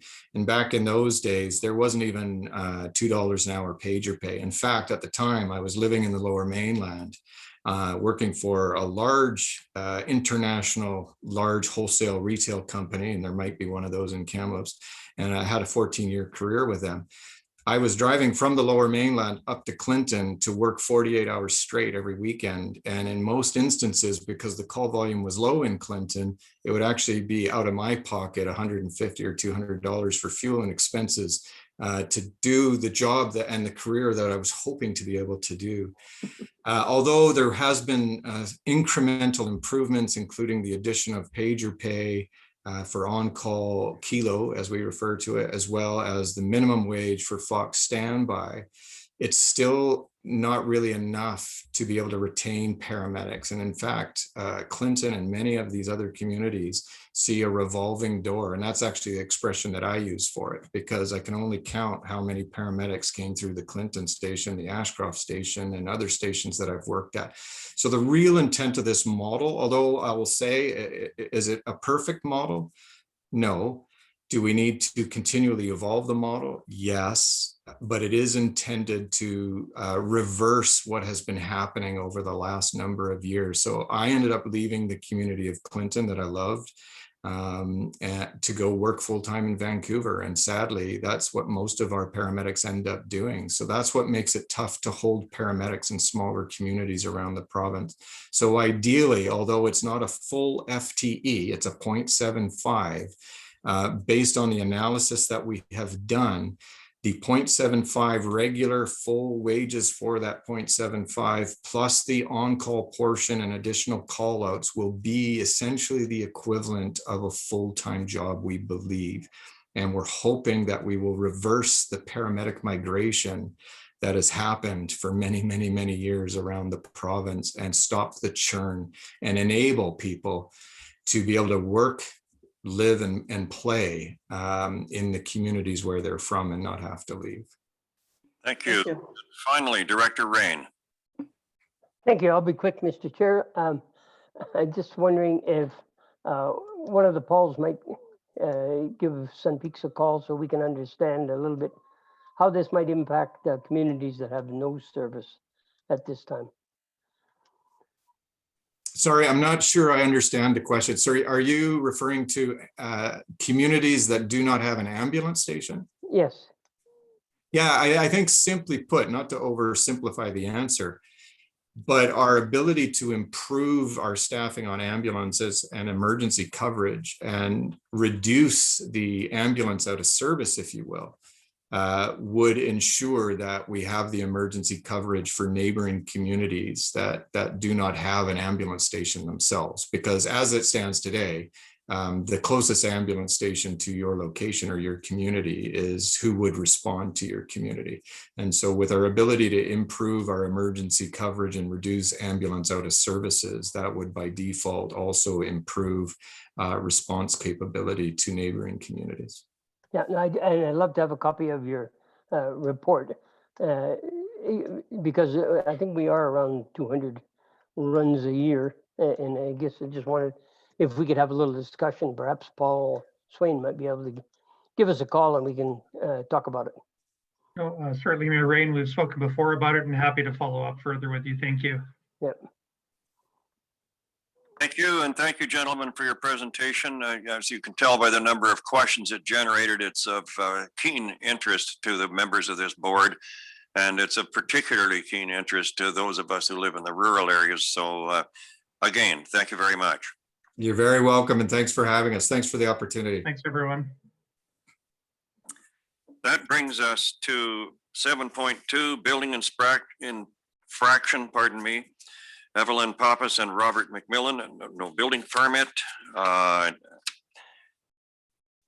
Move recommendation. Oh, sorry. Sorry. What did I miss? This is just the opportunity for the owners to speak and make representations to the board on the recommendation that comes later in the agenda, but I don't believe they've made arrangements to make representations to the board. Right, but I was told we're not there. I think we are there, all right, aren't we not? 7.2? That's correct. Yep. We're just not considering the recommendation just yet. Okay. Yes, I understood that. Thank you, Ms. Campbell. Is there anyone here wishing to speak to it? Have we received any written material? No, Mr. Chair. Okay, thank you. 7.3, building infraction, David Baxter, no building permit. I believe that Ms. Sadilkova is going to give us a recommendation on that. Yes, they're not here to speak, but I will later when it comes up in the agenda. Thank you. Building infraction, number 7.4, building infraction, Hendrikus Cleansoon and Joanna Cleansoon. No building permit. Is there anyone here wishing to speak to that? They're not, Mr. Chair. No representations from them. Thank you. Okay, that brings us to unfinished business, and that takes us back to the building infraction at 3521 Glen Grove Road in electoral area. Oh, there is a recommendation. Chair, I apologize for jumping about with recommendation now. Thank you. I'm pretty easily confused, you know. So am I. So. Moved and seconded. Is there any discussion? Seeing none, all in favor? Any opposed? That's carried. That takes us to building infractions for 6158 Trout Creek Road in electoral area A, and I believe Ms. Zadilkova is going to speak to that. Are you? Yes, as often is the case, well, not always, but hopefully more often these days. When we put the notices on the board report, we sometimes have the applicants and the contractors trying to meet the bylaw, which is the case here. So we'd like to give these folks an extra 60 days to complete the work and get an occupancy permit. They're already in the home, and we didn't even get a building permit. So I would revise my recommendation to state that in the case of the dwelling and large accessory building at 6158 Trout Creek Road and the legal,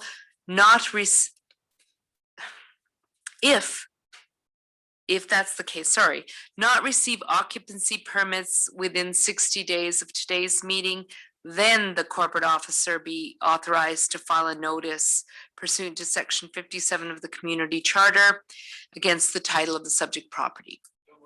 Sorry about that. Any discussion? All in favor? Anyone opposed? That's carried. Thanks, Ms. Zadilkova. Building infraction 3677 Merritt Spence's Bridge Highway. There is a recommendation.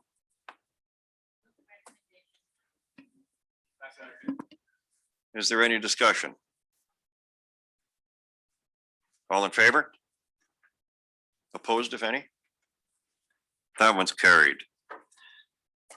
That takes us to item 8.4.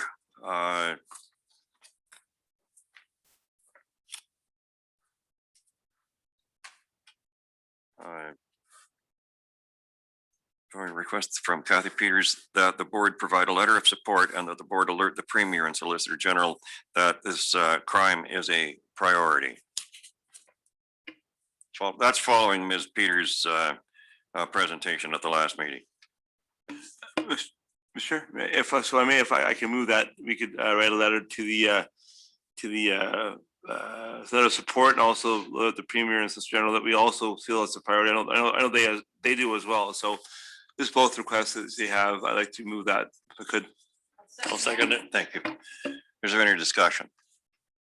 All in favor? Any opposed? That's carried. It is 3:15, and ordinarily, once we get to about 3 o'clock, we call for a break. We have a considerable agenda to go through, following which we are going to have a closed meeting. So I propose to carry through until 3:30 and then perhaps take a break, or unless everybody would like to plow through the remainder of this open agenda and then take a break prior to, which we have to do in any event prior to the closed meeting. So we'll carry on for the time being and see how people feel at 3:30. That brings us to bylaws, mandatory recyclable materials bylaw, and notices of enforcement. And there are 4 recommendations. Second. Is there any discussion? Director Singh. Not to belabor, but I just wanted to ask staff. I mean, I was trying to understand 2 things. One is the not having the attendance enforced, having an independent inspector enforced, and number 2, the amount of the fines, and the fines, maybe seem a little low to me, but I haven't really understood exactly why the way they're set. So could I get some clarity on those 2 things? I'm sorry, I think Mr. Vieira is on tap here to answer any questions. He's been leaning against the same tree for some considerable time now. So, Mr. Vieira?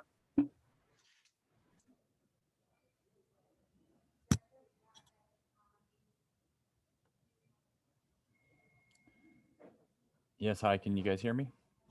We can now, thank you. Hi.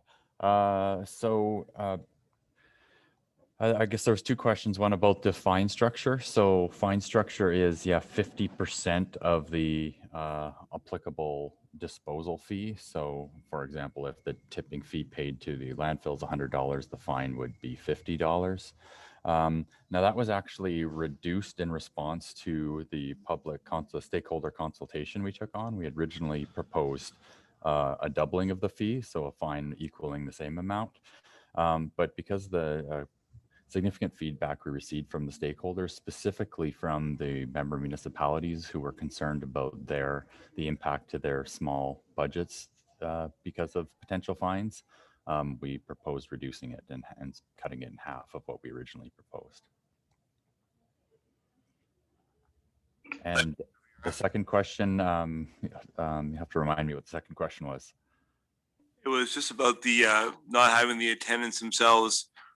Do you have the independent third-party inspector, the roving inspector kind of model of enforcement and writing tickets? Yeah, so we want the bylaw applied consistently. So we don't want every attendant to be able to issue fines based on their discretion. We would rather have the attendants be the good cops, if you will, the good guys, to be able to help educate and remind customers that the bylaw is in place.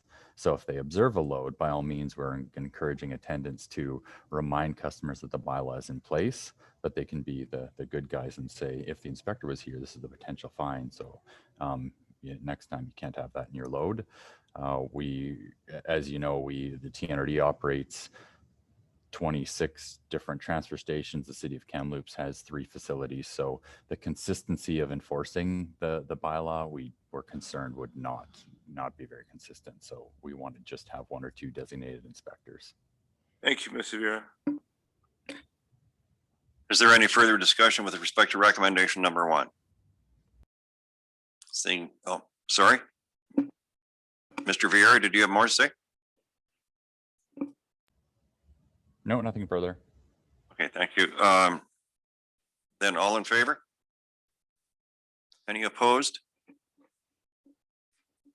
I see none opposed. That's carried. Recommendation 2. Recommendation 2 moved and seconded. Is there any discussion? All in favor? Opposed, if any? That's carried. Move recommendation number 3. Second. Is there any discussion? None, all in favor? Any opposed? It's carried. Move number 4. Any discussion on number 4? All in favor? Any opposed? Number 4 is carried. Security issuing bylaw number 2749. Following a report from the Director of Legislative Services. There is two recommendations. Move recommendation 1. Second. Is there any discussion? All in favor? Thank you. Opposed, if any? It's carried. Move recommendation 2. Second. Moved and seconded. Any discussion? All in favor? Opposed, if any? That's carried. It's a housekeeping one, capital reserve expenditure for alternative waste collection service for Area J. There are 2 recommendations. I will move recommendation 1. Second. Is there any discussion? All in favor? Opposed, if any? And number 2. Second. Number 1's carried. Number 2 moved and seconded. Any discussion? All in favor? Any opposed? That's carried. Development applications. Temporary use permit renewal for 5797 Clearwater Valley Road. Move recommendation. Second. Is there any discussion? Seeing none, all in favor? Opposed, if any? It's carried.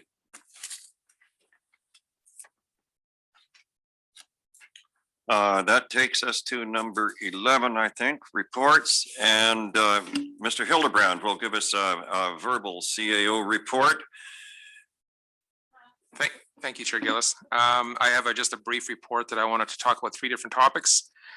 First of all, the audit investigation update I wanted to provide the board. That BDO audit is going very well. We're approximately 50% complete. We're expecting the draft final report in August with a full transparent public report to follow thereafter. So that is in the works. With respect to the RCMP investigation, I can't say anything other than to say progress is being made and we are cooperating as requested. So I just wanted to make sure the board was kind of aware of where we're at. There will also be a public presentation by BDO in July. So that'll be coming at the next board meeting. The second topic I wanted to just mention was the Loon Lake Fire Hall RFP. Round 2, it wasn't successful during round 1. We are putting that RFP out again very soon and expect to be putting it on the next 7 to 10 days. So that's great news. And then finally, I wanted to just give a quick grant update. So the COVID-19 infrastructure stream that we applied for with respect to the civic building, and that was with the roof, the HVAC system, and the proposed new boardroom.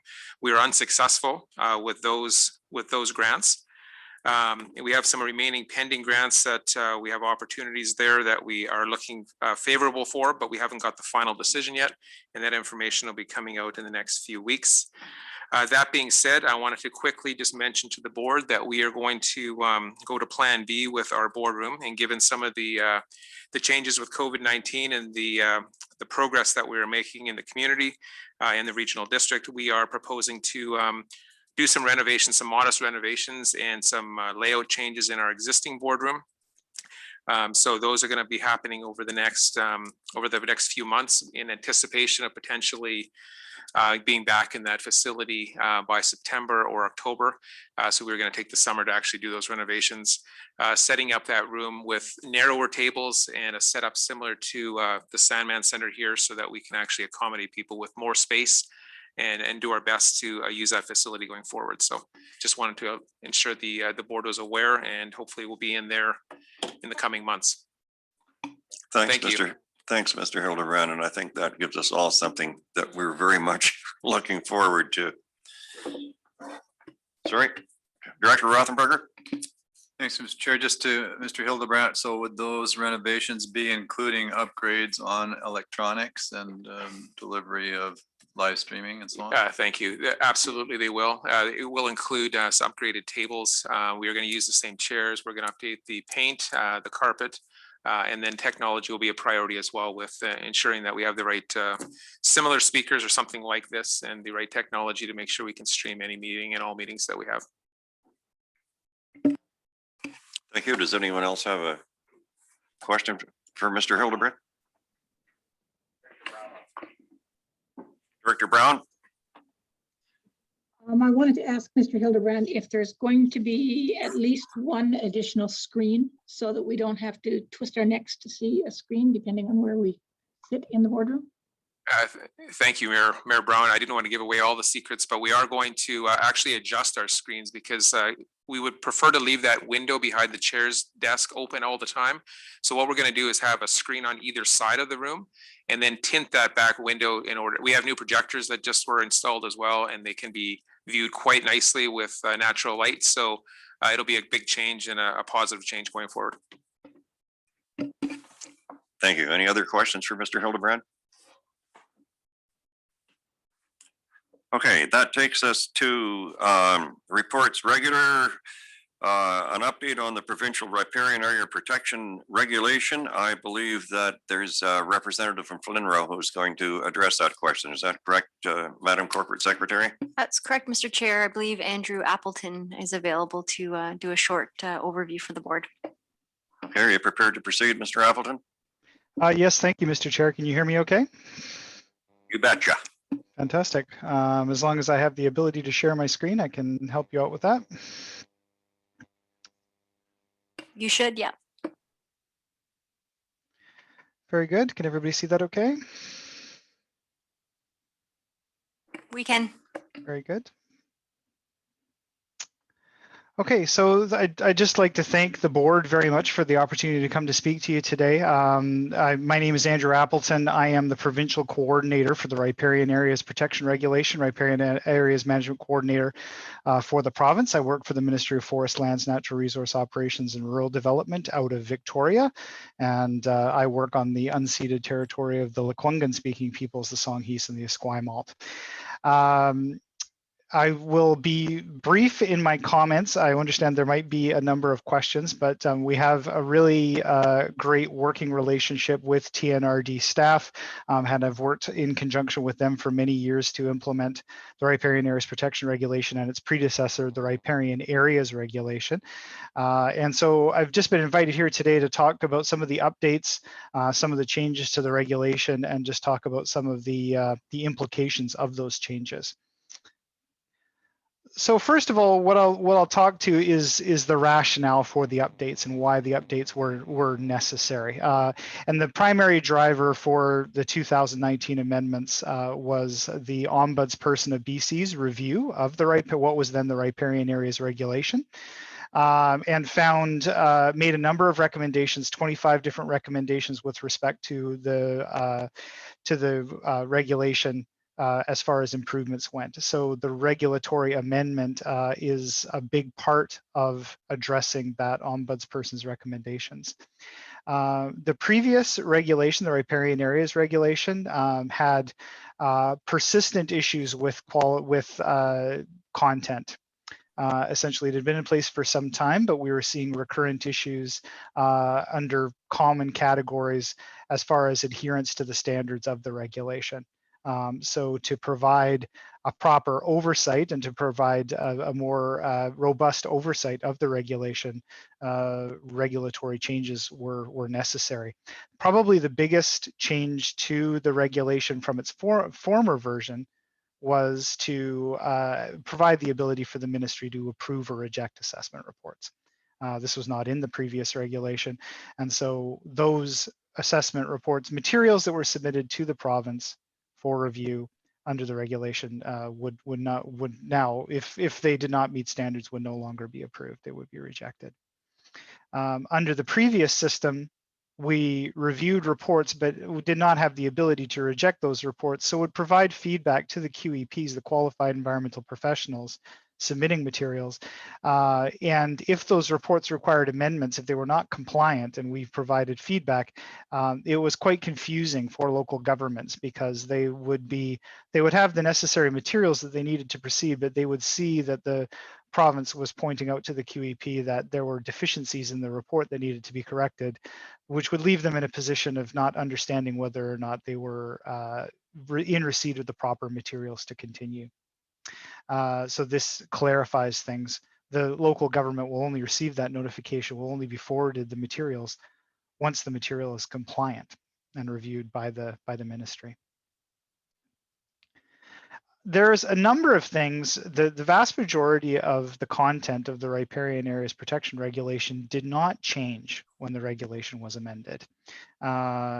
It uses the identical methodology for assessing habitat that it did before. So there's a perception that the regulation itself changed, or that the rules or the goalposts changed, for want of a better word.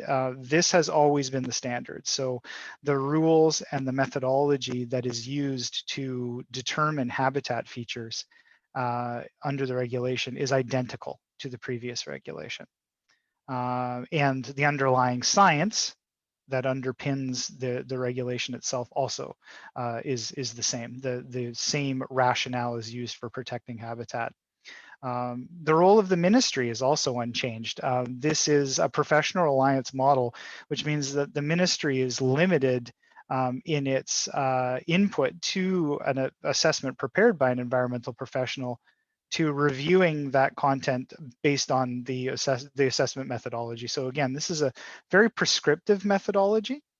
It requires that habitat and the habitat be assessed and that the materials be submitted in a very defined format.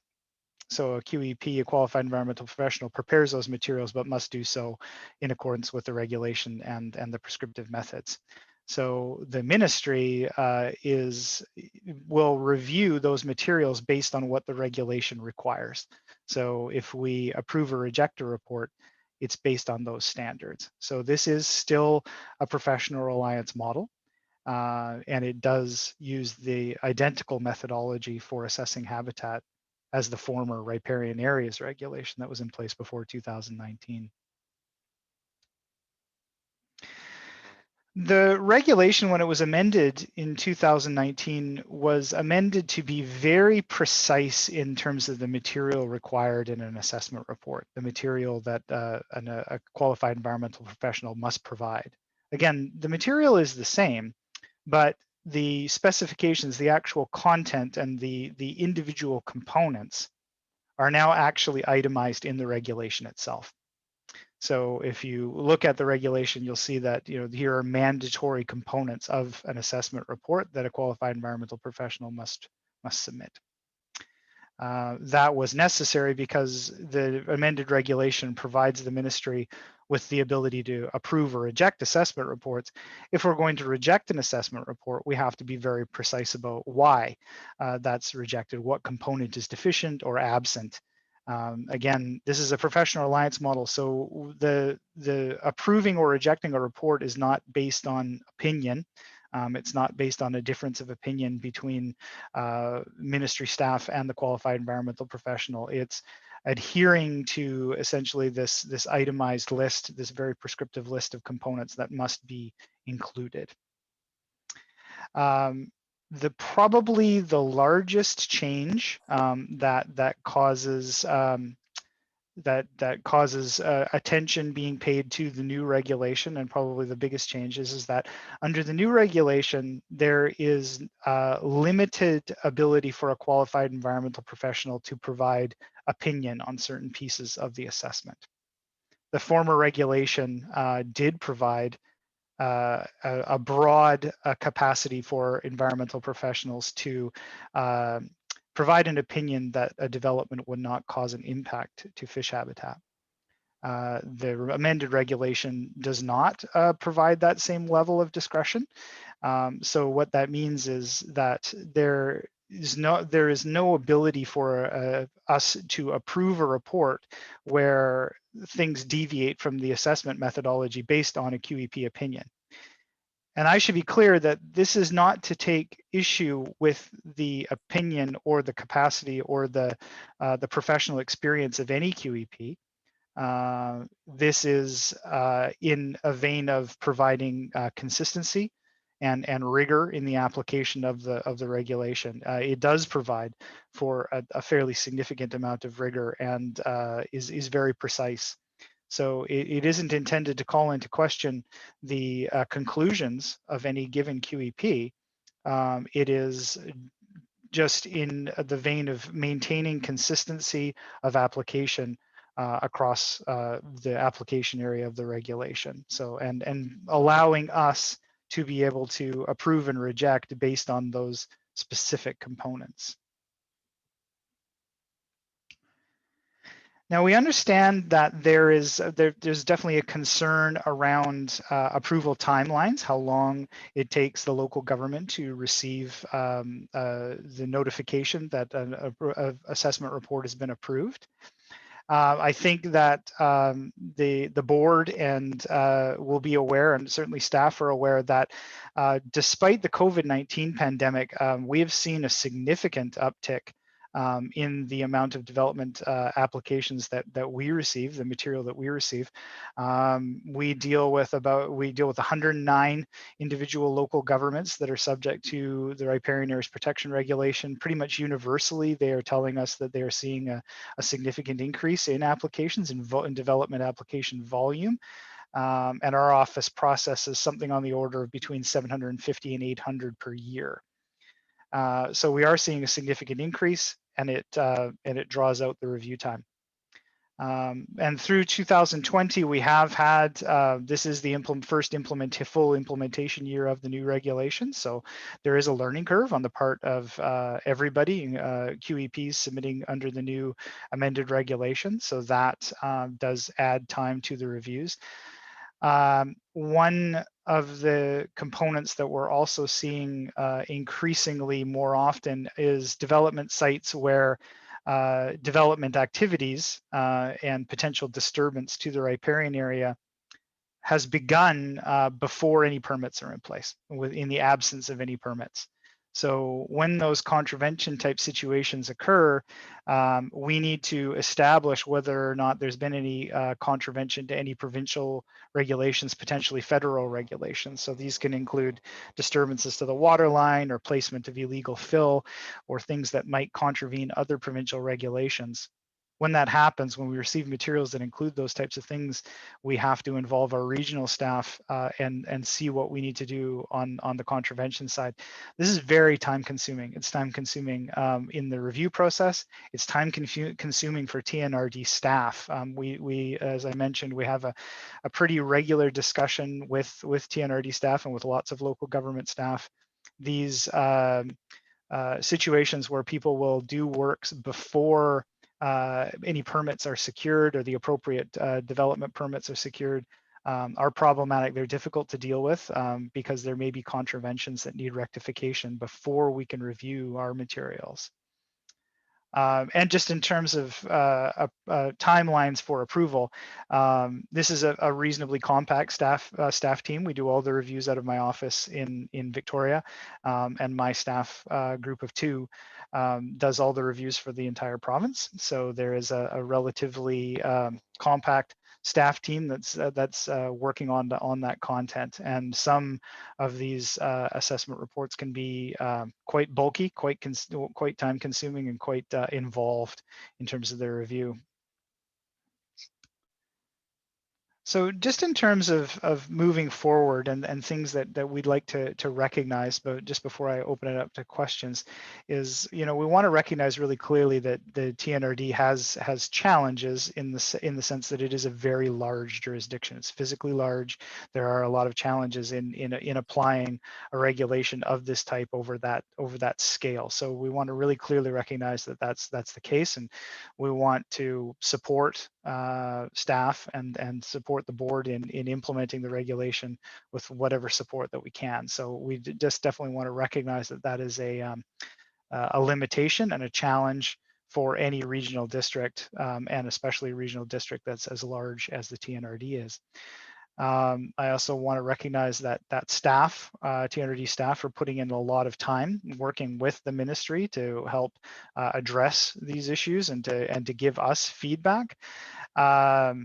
We are interested in increasing compliance and taking these steps to increase compliance for exactly the reason that we do not want local government staff to be overburdened with dealing with these types of situations.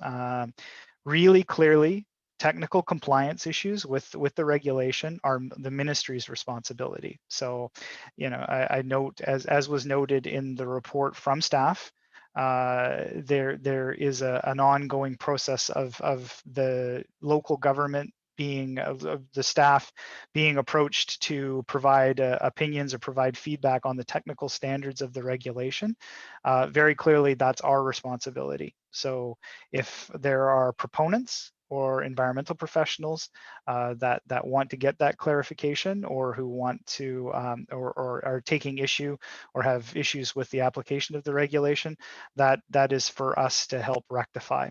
So, you know, we stand ready to assist Tnrd staff. Tnrd staff are very knowledgeable about the regulation and have assisted greatly in the application, but it seems clear that there are discussions that they are being drawn into that are in the purview of the ministry to help rectify. So we want to ensure that that is happening.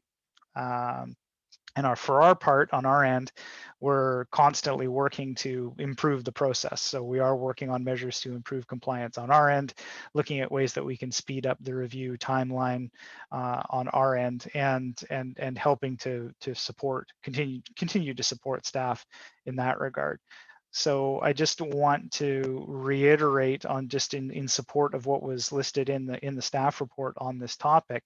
You know, we're very keen to assist Tnrd in addressing some of these issues that are arising from the development community and helping to rectify those things. So that is our that's our job. It's our responsibility, and we are very well, I guess we have a lot of experience in dealing with these types of situations. So we look forward to helping you out with that. And with that, Mr. Chair, I'll open up for questions. Thanks very much. Does anyone have questions for Mr. Appleton? Director Singh? Thank you, Mr. Appleton, for your presentation. I guess you might want to guess what the jaw-dropping moment in your presentation was for me. Do you want to guess? Good question. Possibly in terms of volume of applications, maybe? I don't know how you can do this with just two staff. I mean, I have two staff in my apartment business, and I have, you know, it's in Kamloops, and it has a very small, you know, so I'm just trying to understand the resources that we need to kind of make this happen. And I think what you're saying, that it's not, I mean, there's two messages you were saying. One, it wasn't a significant change, but also, I mean, from my perspective, when you put mandatory things in legislation and you give yourself the power, which I think you should have, to approve or reject, it does add another whole layer to the developer on this process. And so, you know, I guess I don't know what the volume is here. Obviously, I imagine it's a big volume. So I guess the question is, how do we get you more resources to sort of speed this up, or do we clone you? I mean, this seems to be a very, very small office for the amount of work that's coming in, and you know, listening to our staff, I mean, we don't often get reports about, you know, the problems they're having around trying to, you know, do the work that the provincial ministry should be doing from that perspective. So I'm a little concerned around that. So just, I don't know if you can address that, but I think it's this question of like resourcing and how we can make that happen better. And then I'm not sure what timelines are now either, but I mean, in terms of the expansion of a timeline for this kind of applications, how can we reduce the timeline, and also maybe have some sort of you know, sort of set expected timeline that it would take, so someone knows when they go into a process when it should be complete. Sorry, there's a lot of questions there, but all around resourcing. Right. Well, I guess I would say is that there's a number of things that factor into the time that it takes in terms of resourcing, the time that it takes to conduct reviews and to get things back to local governments. So it's not exclusively related to individuals working the files. It has a lot to do with the complexity of the files and when things go sideways and things that don't fit into the box. So I guess and I apologize, it's a bit of a challenging question to answer because in terms of how to speed things up and how to address the timeline, it has a lot of moving parts to it. I guess what I would say is that there's an element of compliance when, again, the most time consuming ones that we have to deal with are where things go sideways and people don't secure the appropriate permits, and we're into a situation where we're evaluating whether or not there's been a contravention or not. Those ones are problematic. In terms of in terms of the application of the professional reliance model, again, we're looking at a number of refinements on our end to address that. We're very hopeful that as we go into our second full year of implementing the revised regulation, that the standards and sort of the level of rigor required in the submissions will become better understood, and those things will speed up. So we're certainly hoping for that as well. And I apologize, it's not an easy question to really quickly answer because it's a combination of the compliance of the materials that we receive, the complexity of what we get, and whether or not there's contraventions implicit in that. So there's complexities there. Just on staffing model. So have you always just had 2 staff, and are you going to get more staff down the road? Is that anywhere in the sort of plans? Well, I can't speak to that, unfortunately. That's not not a decision that rests with me. But I think there have been increases to the staff associated with the application of the regulation over time. So that has definitely taken place. Again, in the future, I can't really speak to that as to whether or not. I think that we see clearly that the number of applications and the number of materials that we deal with is steadily increasing, as you will see in terms of the development applications that you see in front of you at the local government level. I think that to continue to address that growth, we would have to consider, well, if those continue to expand at the rate that we're seeing, then there would have to be there would be a rub between how fast we want to turn those things around. So if we continue to work with existing capacity, we're going to have longer timelines. Thank you for that. Director Rain, I would ask people to make their questions succinct, and perhaps Mr. Appleton, you can make your answers succinct. We have a long agenda to get through this afternoon. We'd appreciate that. Understood. Yep, thanks. Mr. Chair, I support Director Singh's approach, and I think the question was really saying, hey, can we help to get additional staff? I noted that we talked about the time consumption for staff, for Tnrd staff, but we didn't talk about the time issue for the people who are making applications, especially if the applications are more simple, and if they're going to get hung up by complex ones, we could have a big backlog for simple things, and the public's not going to understand that. I would say we should be supporting to try and get more staff on this so that the applications can be examined and approved or rejected quicker. Thanks, Director Rain. Director Schaefer. Could you please tell me what the average turnaround time is? Right at the moment, it's around about 6 weeks, between 6 and 7 weeks. Thank you. Are there any further questions for Mr. Appleton? I'm seeing none. Thank you for your presentation. Thank you, Mr. Chair. That will take us to item 11.1.2, telecommunications towers. There's a recommendation. Sorry, don't we have to receive and file that for information? Move the information. Oh, I'm sorry, that one, that we have to deal with that recommendation. Thanks, Director Roden. Yes, that'll be received for information. So moved. Second. Any discussion? Director Singh, or Director Quinn. Mr. Chairman, it may be appropriate to move a motion to send a resolution to UBCM asking for more staff for this department. Well, we have No, a we have- recommendation on the floor and I know that it be received for information. I think that it would be appropriate for you to bring that forward under new business if you wish, Director Quinn. Any further discussion on the recommendation? Seeing none, all in favor? Any opposed? No one opposed. Thank you. It's carried. That takes us to the telecommunication towers that I was so anxious to get to a minute ago. There is a recommendation. Second, third. Is there any discussion? All in favor? Any opposed? That's carried. And the TNRD Regional Broadband Strategy Report, final. There's a recommendation. Move receipt.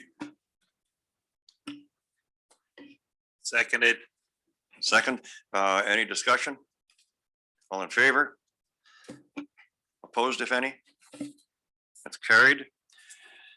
The designation of Tourism Wells Gray Association as the recipient for municipal and regional district tax. Move the recommendation 1. Any discussion? All in favor? Any opposed? It's carried. Move recommendation 2. Any discussion? All in favor? Is anyone opposed? That's carried. Federal gas tax funding, electoral area E, 70-mile house fire hall upgrades. Second. Is there any discussion? All in favor? Any opposed? That's carried. Federal gas tax funding electoral area. I thought I was having deja vu all over again. Electoral area E, this one's the Loon Lake Community Hall upgrades. Is there any discussion? All in favor? Opposed, if any? That's carried. Statements of financial information and board remuneration. Move number Oh, 1. I'm sorry. We had a board report. I got a phone ringing in my ear that won't go away, but I think it did. We had a recommendation. I have a note here that Mr. Ray will speak to this following the adoption. That was the Loon Lake Community. Mr. Chair, just for the sake of time, all we were going to do is just show some of the online pages that are in your blue folders now that you can certainly go look at the website yourself. To save some time, we're fine with that. Thanks very much, Mr. Hildebrand. Statements of financial information and board remuneration. Move recommendation 1. Is there any discussion? No. All in favor? Any opposed? Oh, it's carried. Second. Is there any discussion? All in favor? Opposed, if any? Carried. The Civic Building Janitorial Contract Renewal, there's a recommendation. Move recommendation, Mr. Chair. Second. Moved and seconded. Is there any discussion? Seeing none, all in favor? Any opposed? That's carried. Bylaw enforcement file 518, 3556 Yellowhead Highway, Lewis Creek. Move the There's a recommendation. Moved. Second. Is there any discussion? All in favor? Opposed, if any? That's carried. Item 11.110, pardon me, spring 2021 intake of regional grants and sponsorship applications. There are two recommendations.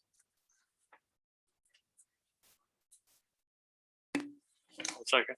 Is there any discussion? Director Schaefer. Director- Last year, did we not just give them 2,500 and then North Thompson 2,500 as well?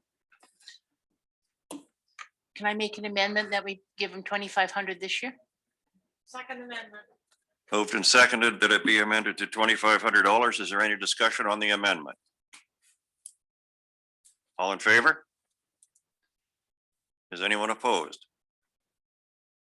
That's carried. Now back to the main motion. With the amount amended to $2,500. Recommendation number one. Second. Is there any discussion now? All in favor? Opposed, if any? Recommendation one is carried. And there's a second recommendation. Move the recommendation. Recommendation number two moved. Is there a seconder? Second. Moved and seconded. Is there any discussion? Director Schaefer. When I was reading through here, it says that it does not benefit area A and B and other areas as well. So do we have any information about that? Why it wouldn't benefit them? Mr. Ray? I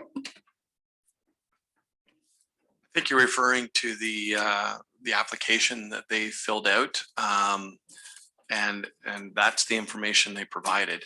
I do know this group, usually runs several programs, including the Kamloops Summer School of Music that does draw students from throughout the area and generally has broad benefit. But I can only show you what they provided. Director Elliott. Thank you, Mr. Chairman. Mr. Ray, have we given these people money before? We have, but not in immediately recent years. It's been a few years. Well, I'm going to vote against the motion until I have more information and when we did that. And Thank you. Director Roden. Oh, I'm sorry, Director Watson. Yes, if area E isn't going to benefit from this, can we be pulled out of it or just vote no? Wow. Mr. Ray? Yeah, unfortunately, the program that was set up by the board for these regional grants and sponsorships are being funded by the Tnrd as a whole. So everyone's in, and it's funded under the general administration that everyone is paying taxes into. So in order to exclude individual areas, I would have to have a separate pot of money for these grants for each municipality and each electoral area and have everyone choose to participate or not. That's not how it was created. It's created so that it's all or nothing. Okay. Are the municipalities, if we were to accede to this request, are the municipalities contributing or is this through the electoral areas only? This is everybody for the regional grants and sponsorships. If as a alternative, if board members decided they didn't want to support it from the regional grants and sponsorships, the electoral area directors one by one could choose to contribute out of the arts and culture component of their discretionary funds as an alternative. Thanks, Mr. Ray. I think Director Polderman, your microphone's on. Did you wish to speak? Okay, Director Schaefer. I would like to know if we can get more information before we make a decision on this one. Ms. Campbell, you said have a suggestion there, but we could do table it or defer it, I suppose. Yeah, you could defer it pending to a next meeting or another meeting pending additional information. If Mr. Ray feels like he could follow up with the applicants and get some more information from them. Do you feel like you could, Doug? Yeah, I could absolutely do that. Do you want to make a motion, Director Schaefer, to defer it to a future meeting pending further information from the applicants? Yes, please. Moved and seconded that we defer consideration of recommendation number 2 pending receipt of further information. Is there any discussion on that motion? All in favor? Mr. Chair, if I could, I have my hand up, but I realize you can't see my hand. I'm sorry, Director Rain, go ahead. I'm just wondering if we're getting additional information. I believe I read that they're also applying to the city of Kamloops for $5,000. Could we find out if we make this grant, is the city of Kamloops still going to provide an additional $5,000? Director Sinclair? I believe that grant was approved through the Arts Commission. Thank you. So it's your understanding, Director Sinclair, that this organization has already received $5,000 from the city of Kamloops. Is that correct? That's correct. And the 5,000 is a portion of the budget that is needed for the project. Thank you. Okay, is there any further discussion on the deferral of consideration? Director, I'm sorry, Mr. Ray. Sorry, it just took me a moment to look it up, but on the question of previous funding, I was just finding it in the report itself. It states that they were last sponsored in 2018 in the amount of $150, which was really us purchasing advertising space in their program. And prior to that, in 2017, they received $1,000 for specific programming. So that's the history and the funding they received before. And they did mention that they were, at the time the report was written, a current application to the city of Kamloops for the $5,000 just discussed. Thank you. Is there any further discussion on the motion to defer consideration? Don't see any hands up. All in favor? Opposed? Should we read it out, Chair Gillis? Do you want me to say it out loud? Yes, please. Who we see? Okay, I'll start with on Zoom, Director Brown, Director Swan, Director O'Reilly, Director Bass, Director Blackwell. Is this opposed or favor?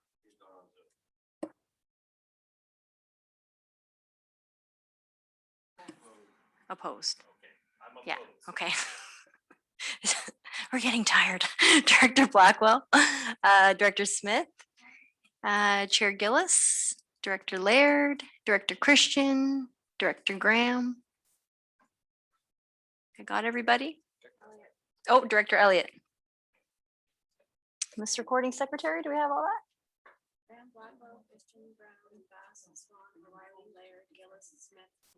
Perfect. I think we got everybody. Thank you.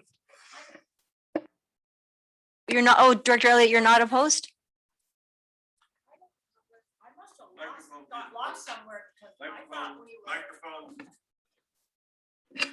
I thought we were voting on the motion for deferral. We were. That's correct. That's correct. Okay. Are you in favor of deferring or opposed to deferring? Okay, well, we'll take your name off the list then. Madam Recording Secretary, how many opposed do you have?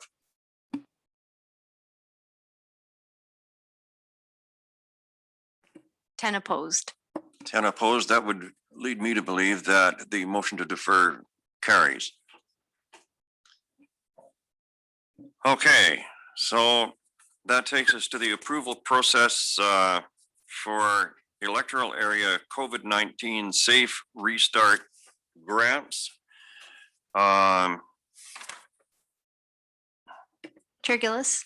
Yes. If I may, we had talked about this, that just a little tweak to the recommendation.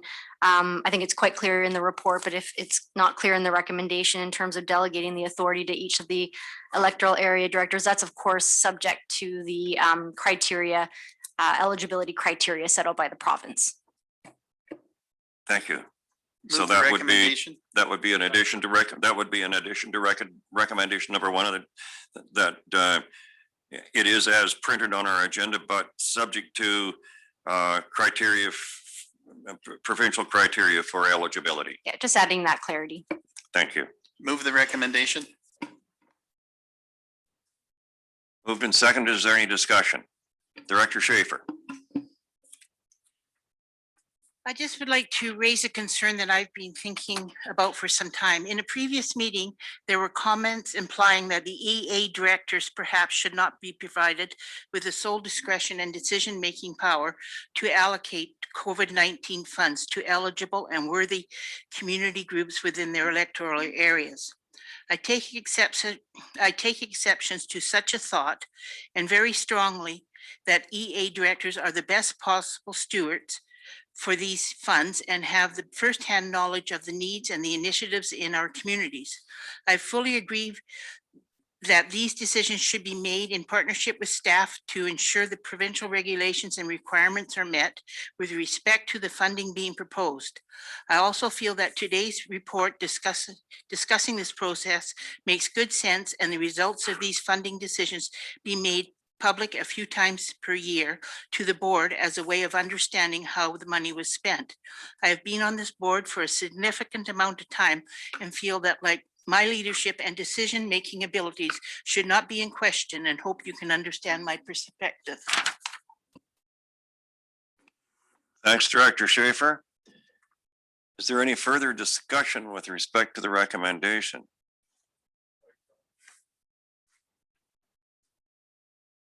I see no hands. All in favor? Opposed, if any? Oh, Director Rice wanted to speak, I believe. I'm sorry, Director Rice, I didn't see you. It's okay. I just wanted to echo Director Schaefer's words exactly. I couldn't eloquently put it as well, but that's all I was going to say. I totally wanted to say exactly what you said, so I no longer have anything to say. Thanks, Director Rice. I think we were at the vote, and is there, so all in favor? Is anyone opposed? It seems to me that's carried. Bear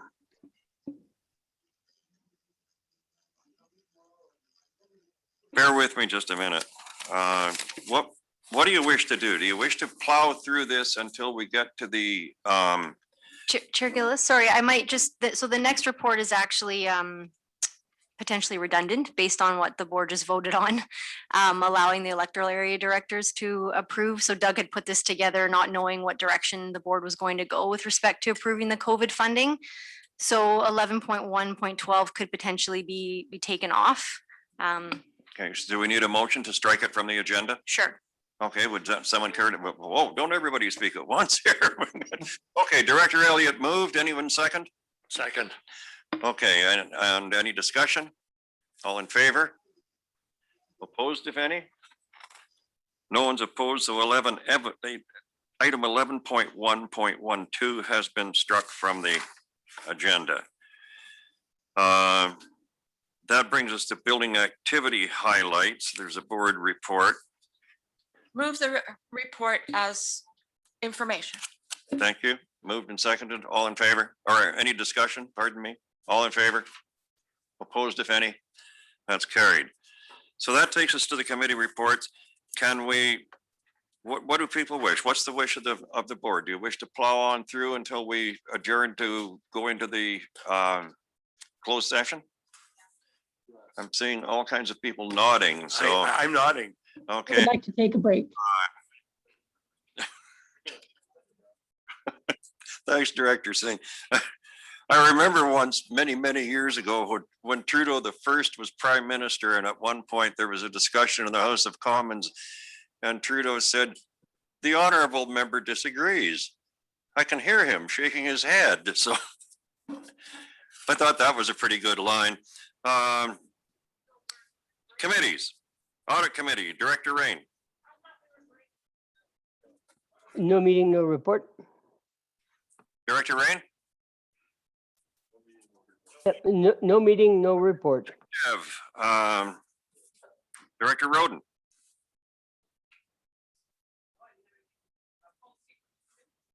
Economic development.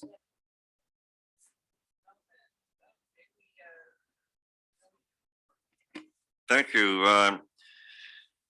Electoral Area Directors, Director Kershaw. No meeting, no report. Utility Systems, Director Elliott. Thompson Headwater Services, Director Quinn. Director Quinn seems to be AWOL at the moment. I'll come back to that one. Chair Gillis, I think we missed the emergency management. There's a recommendation there under You missed 12, a page, Mr. Chair. 12.1.4. Just after electoral area directors. You skipped a page. I must have missed, I must have lost a page. Second. Any discussion?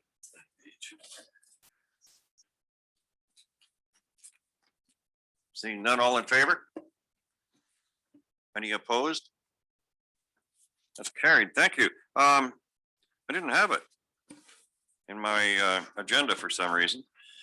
Policy Review Committee, we dealt with Director Sinclair. Thank you, Mr. Chair. I'd like to move the minutes for information, and we've been extremely busy. We had another meeting this morning, and thanks to staff, have covered a lot of ground. So you can expect some recommendations coming to a future board meeting. Thank you. I'll second Thanks, Director Sinclair. Regional Solid Waste Management. Director Schaefer. Move the minutes for information of April the 22nd. Any discussion? All in favor? Opposed, if any? It's carried. Thompson-Nicola Invasive Plant Management, Director Kershaw. I'd like to move the minutes of the May the 12th, 2021 minutes. Second. Any discussion? All in favor? Oh, Director Watson. Oh, sorry, Director Watson, I'm sorry, didn't see you there. Hi, apparently the hawkweed problem can be solved with horse manure. So I'd like to donate all of mine to the problem. If you guys would like to come pick it up, it'd be great. There we go. Thank you very much.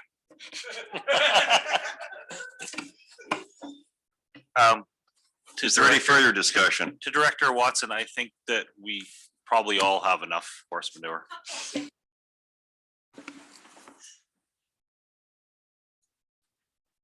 Is there any further discussion? All in favor? Opposed, if any? Carried. Thompson, no, on my utilities systems, I hope. Thank you. Director Elliott. Huh, that was 5 minutes ago. Thompson Headwater Services, Director Quinn. We had a meeting and minutes will be available next. I'm lost here. Just give me a minute.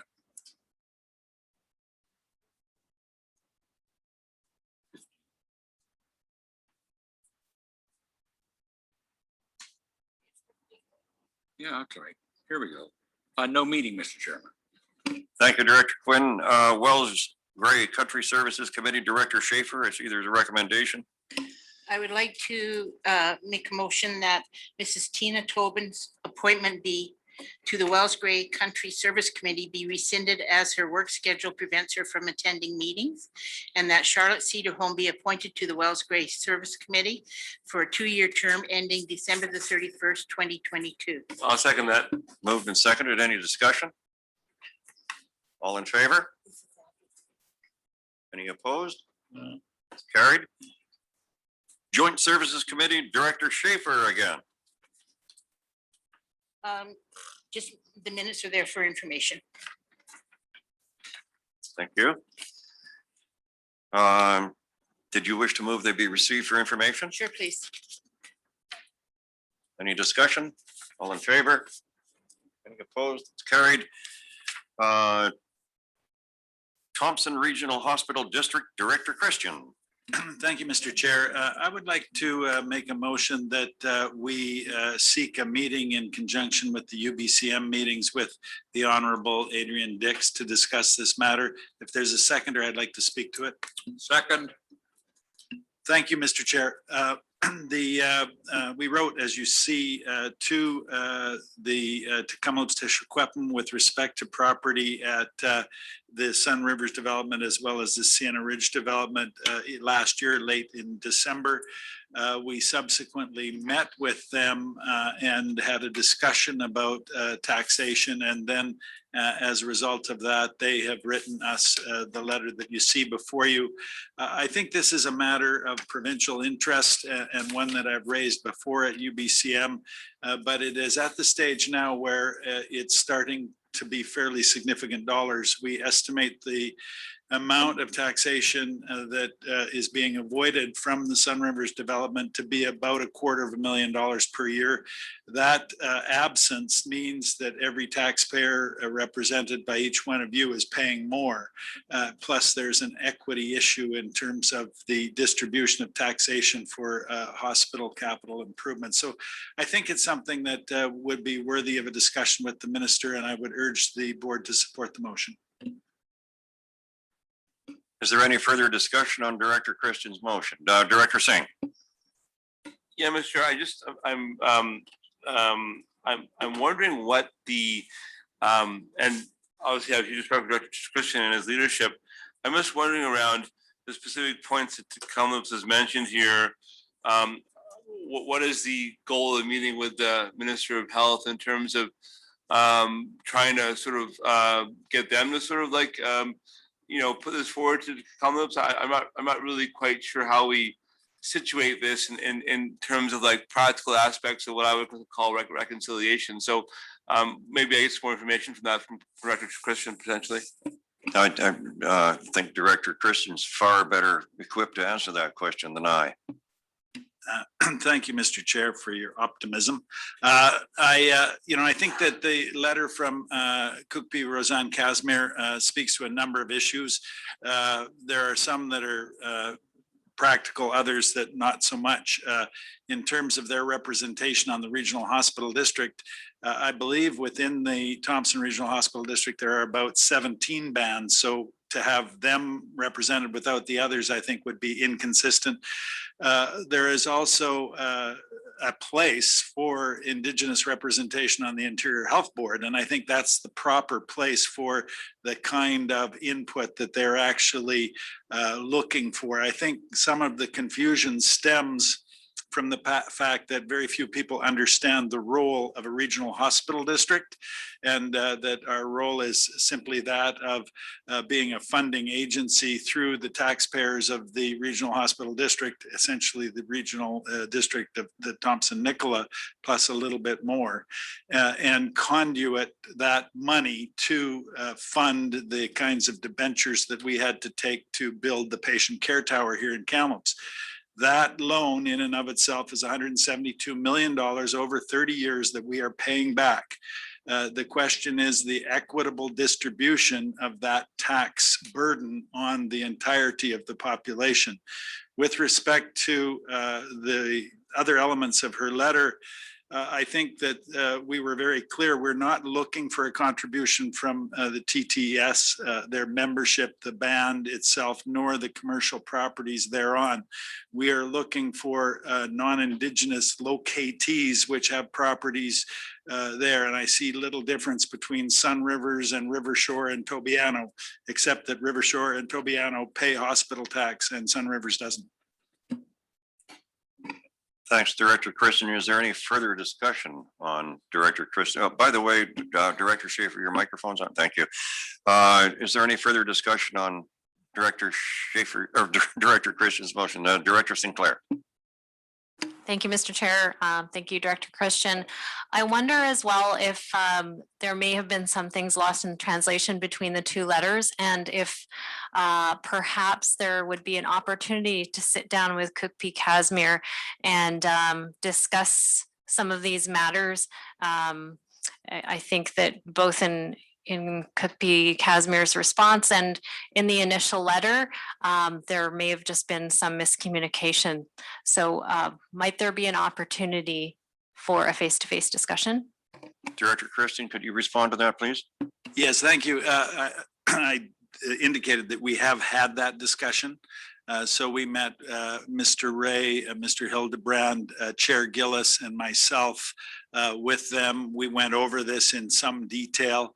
And I suspect that was back in about March, was it not, Chair Gillis? That's correct. Yeah, something. And then there was a delay until they were able to get it out. This is not to, cast aspersion on Cook P. Casimir. I am a dear friend, but this is to research with the minister that if the assertion that they are contributing tax dollars to the province of British Columbia in the amount said, then I'm looking to the province of British Columbia to offset the Thompson Regional Hospital District for that amount of money. Someone somewhere has to pay just to make sure that the playing field is equitable. Thank you. Is there any further, Director Singh? Thank you, Dr.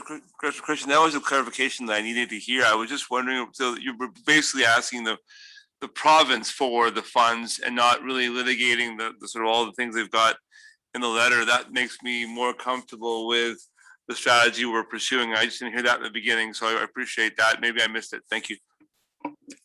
Director Rothenberger? I just don't want to see the point lost, which we raised in a recent meeting with the band council, that the original intent of taxation between Sun Rivers residents and City of Kamloops residents, that they be equitable in terms of the dollar amount paid in taxation every year, that a property in Sun Rivers of equal value to a property in Kamloops would pay approximately the same total amount of taxation. So when we discuss this with the band or with the province, I think it's important that that be part of the discussion. We have to look at the total taxes paid by each and be able to break them down and make sure that the end result of this is not an inequitable situation where residents of Sun Rivers are being penalized when in fact they may be contributing through various other means and various rules and regulations, such as the homeowner grant and so on, which they have issues with. So I think it's broader than just they're there, they don't pay hospital taxes, they should pay. I think there's more to it, and we should keep that in mind.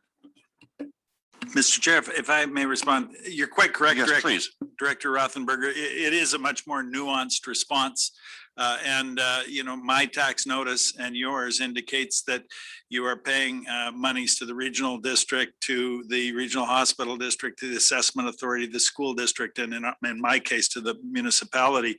But theirs is just a blanket amount. It's just an assessment from the First Nation Taxing Authority. So it's the distribution of that money that is not forthcoming. So if it's not going to be forthcoming, there may be a whole bunch of valid reasons for that. What I need to see, and I believe what the ratepayers of the Regional Hospital District needs to see, is some equity, because it's very clear that the utilization of the capital that we're investing in is equal across the valley. Thanks, Director Christian. And just out of curiosity, are you able to say whether a home in Sun Rivers is being taxed at roughly the same level as a home in Juniper? I believe it is. Thank you. Then if I understand the situation, and just for clarity, what you're suggesting is that that money is being forwarded to the province, and but none of it's coming back to the regional hospital district. And your suggestion is if the province is gathering up that money, then they should pony up toward the hospital. Am I right? Well, I'd suggest someone's gathering up the money, but what I'm very sure about is the regional hospital district is not getting it. And that's the piece that is bothering me. Okay, thank you very much. Director Elliott. Mr. Chairman, to add to Director Christian, I happen to know that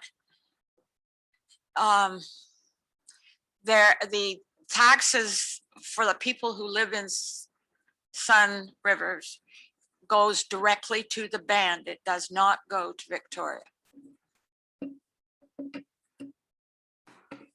Okay, thank you. That brings us to external committees. Fraser Basin Council Director Rice.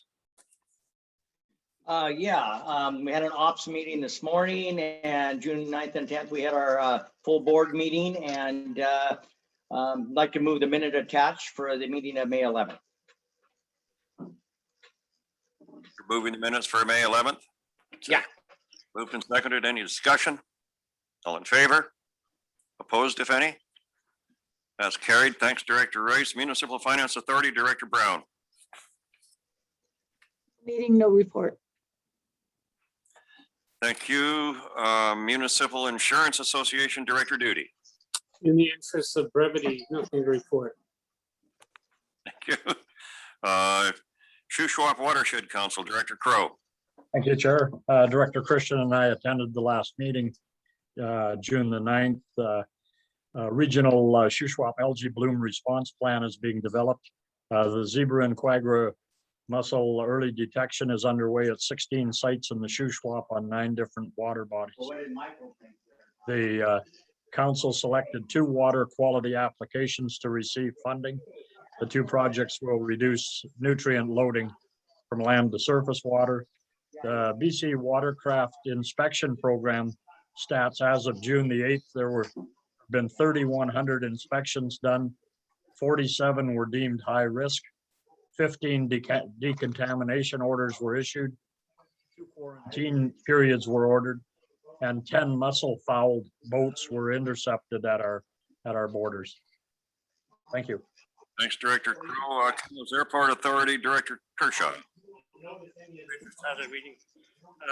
Some of the things that were brought up, that the passenger count leaving Kamloops Airport, and which seems to be about an average to most airports, is 9% of normal, which that means is down 91%. In the Kamloops Airport, they're lucky enough, they're still receiving some for land use from Trans Mountain, and we're looking forward to a busy summer with the air tanker. Help us get through this summer season. So it's not very busy yet. Director Kershaw. It seems to me to be an unfortunate way to boost traffic at the airport. Yes, it is. You got there, let's have a drink. Okay. Federation of Canadian Municipalities, Director Singh. Nothing pressing. Thank you. Community Energy Association, Director Blackwell. No meeting, no report. Okay, that takes us to correspondence. There's a number of. Move all for receipt. Move for. Second. Okay, is there any discussion on any of them? Seeing none, all in favor? Anyone opposed? That's carried. That takes us to question period. No new business. New business. What did I miss? Oh, sorry. Director Quinn. Thank Oh, you, yeah, I Mr. did miss new business. Okay. Director Thank you, Quinn. Mr. Chairman. I have one item I can delay till next meeting. Based on the presentation on the RAPR, I think the name of it is, maybe we need a meeting with the appropriate minister to discuss the slow stuff, or even a UBCM motion for a resolution. I think we may be too late for that, but I would move that we seek a meeting at least with the minister for FLNRO to discuss that issue. And obviously that department needs some more staffing. Thank you. It's moved and seconded that we seek a meeting with the minister. Is there any discussion? One quick suggestion, Mr. Chair, the Parliamentary Secretary for Rural Affairs is Roy Russell, who's former of the Regional District. So he might be also a good person to add to that request because he would be a good advocate for this as well. So yeah. Is that a friendly amendment acceptable to you, Director Quinn? Is there any further discussion? All in favor? Opposed, if any? That's carried. There is no notice of motion. So that takes us. Ooh, I'm sorry, Director Schaefer. All I would like to do, I'm supposed to bring this up at new business, request for ministerial meeting at UBCM. Oh, it's on. Oh. I'd like to request a meeting for a ministerial meeting with UBCM with the Ministry of Transportation concerning left-hand turning lanes on Highway 5 onto Jenkins Road. Thank you. Is there a seconder? I will definitely second that. Thank you. Is there any discussion? All in favor? Any opposed? That's carried. Is there any further new business from Ms. Campbell? What's happening? Director Brown, I see. Okay, Director Brown. Thank you. I just wanted to ask if we're getting into some really long meetings on a regular basis. Is there some way to cut back on the agenda and have a couple of meetings a month? Because we've been in meetings since 10 o'clock this morning and it is draining. Can staff look into that? I'll defer to Ms. Campbell on that. This question has come up before. And in fact, I have discussed it with Ms. Campbell and Mr. Hildebrand on an earlier occasion. Ms. Campbell, what do you say to that? Should we be going back to 2 meetings a month? It's at the discretion of the board. But I think Mr. Hildebrand and I have some ways that we could shorten the meetings a bit, which we can discuss with you, Chair Gillis, but we can certainly look into the option of additional meetings if that's what the board would like. Director Elliott. Thank you, Mr. Chairman, but we are all paid on the auspices that we have so many meetings a year. And that has been 2 regular meetings a month for 10 months, and 1 on August and 1 in July. So right now, because we only have this, that's part of our large, I don't know what you call it, yeah, but not the meeting thing. And I'm thinking that going back to 2 meetings a year or 2 meetings a month is not ridiculous. It's something that we did for years, and we at least had time to do some discussion and less tense meetings, I guess. I don't know what the word is, but I'd like to see us go back to at least for part of the year, 2 meetings a year. Well, meetings a month. It seems to me that was put out onto the floor by Director Brown as a suggestion or as a question. I'm wondering, Director Brown, did you wish to make a motion that we return to 2 meetings per month with the exception of July and August, or how do you? I would like to move that. I think the public needs more debate from us. We are rushing through this agenda. We can't even get through it fast enough. So yes, I'd like to make a motion that we return to 2 meetings. Chair Gillis, if I could just respond. Unfortunately, we don't have the staff resources for that at the moment. So I think we need to look into this and spend a little bit more time looking into the implications of that. I'm totally at the will of the board and fine with that. But we at this time, we currently wouldn't have the staffing resources to facilitate that number of meetings. But Mr. Hildebrand, you might want to comment. That was the comment I was going to make as well. If we could just take this back and do a bit of a report on it and bring it back next meeting, that would be helpful. Okay, well, for what I can make that motion. Brown and Director Elliott, and I particularly agree with Director Elliott. When I joined this board, except for July and August, we had 2 meetings per month. And that's how our annual stipends were arrived at, is that I think the public expected us to attend more frequently. And, for my part, I would think if we have to have more staff in order to run the regional district more effectively, then perhaps we should be looking at having more staff. And I wonder if you would bring us back a report at the next meeting to tell us what you need or what else we can do to abbreviate these meetings, because it's now 4:30 and we're going to take a break and then we're going to go into a closed session. And as Director Brown pointed out, many of us have been in meetings since 10 o'clock this morning and it's taxing. So could we look forward to a report Absolutely. at the next Yep. meeting? Yeah, we can do that. Thanks, Mr. Hildebrand. So where were we? Director Quinn, Director Kershaw? Yes, I'd like to just say maybe this could be pending our moving back into our own boardroom in November. All in as a package. That would certainly be part of the analysis for sure. Director Quinn? I concur with that, but I'd also like to see what financial implications it may or may not have. Thank you. Just Okay, noting Director Blackwell. Director Rice has his hand up. I don't know if he actually has a question or a comment, but he has his hand up on the screen. Director Rice? I actually do. No, it's not a question. It's on a whole different issue. It's just something I want to bring up.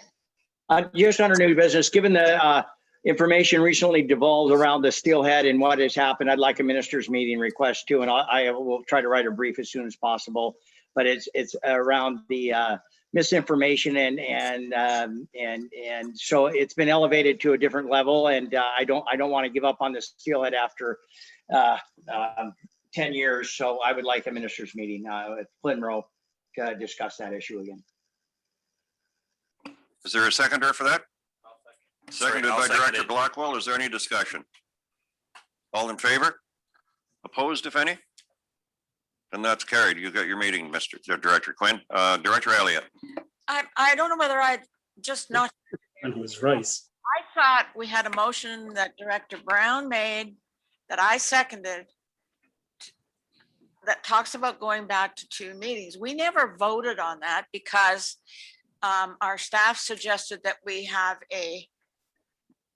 they have a look at it, but I still think it's worth passing that motion so that the staff knows where we would like to be. It pains me to say this, but I think you're right, Director Elliott. We did have a motion moved and seconded, and we did not vote on it, but we did have input from staff suggesting they would bring us a report on the matter. So now Director Singh? Sure. I wonder if Dr. Brown would, if she would become to reframing the motion to actually ask for that report, because I do think staff have to do some work on this. And I think that we're all going to the same place, but I think that I like to have that information in front of me before we actually kind of make it in one way or the other. So Director Brown, I'm not sure whether you're okay with that, but that would be something I would suggest. I'm actually fine with that. And I think I probably spoke out of turn and didn't get heard by the chair. That's when that was made by staff. I said, yes, let's go with that. So am I to understand that your motion now should read that staff bring back a report at our next meeting? Yes. Dealing with the question of potentially returning to 2 meetings per month with the exception of July and August. Is that correct? Yes. Okay. So if we're voting on that, is there any further discussion? Seeing none, all in favor? Is anyone opposed? So that's carried. Thanks, Director Brown. Is there any other new business? Thankfully, none. And there's no notice of motion. Question period. Are there any questions from the public?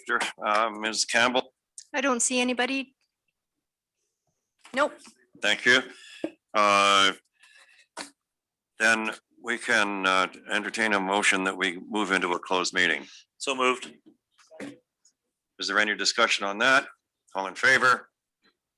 Opposed, if any? It's carried, and we will reconvene in a closed meeting in a few moments. I would think, what do you think, 15 minutes, Ms. Campbell? Sure, Chair Gillis. And just for those on Zoom, you're going to have to log out of this Zoom and into the closed meeting Zoom link that should be in your calendars. Thank you.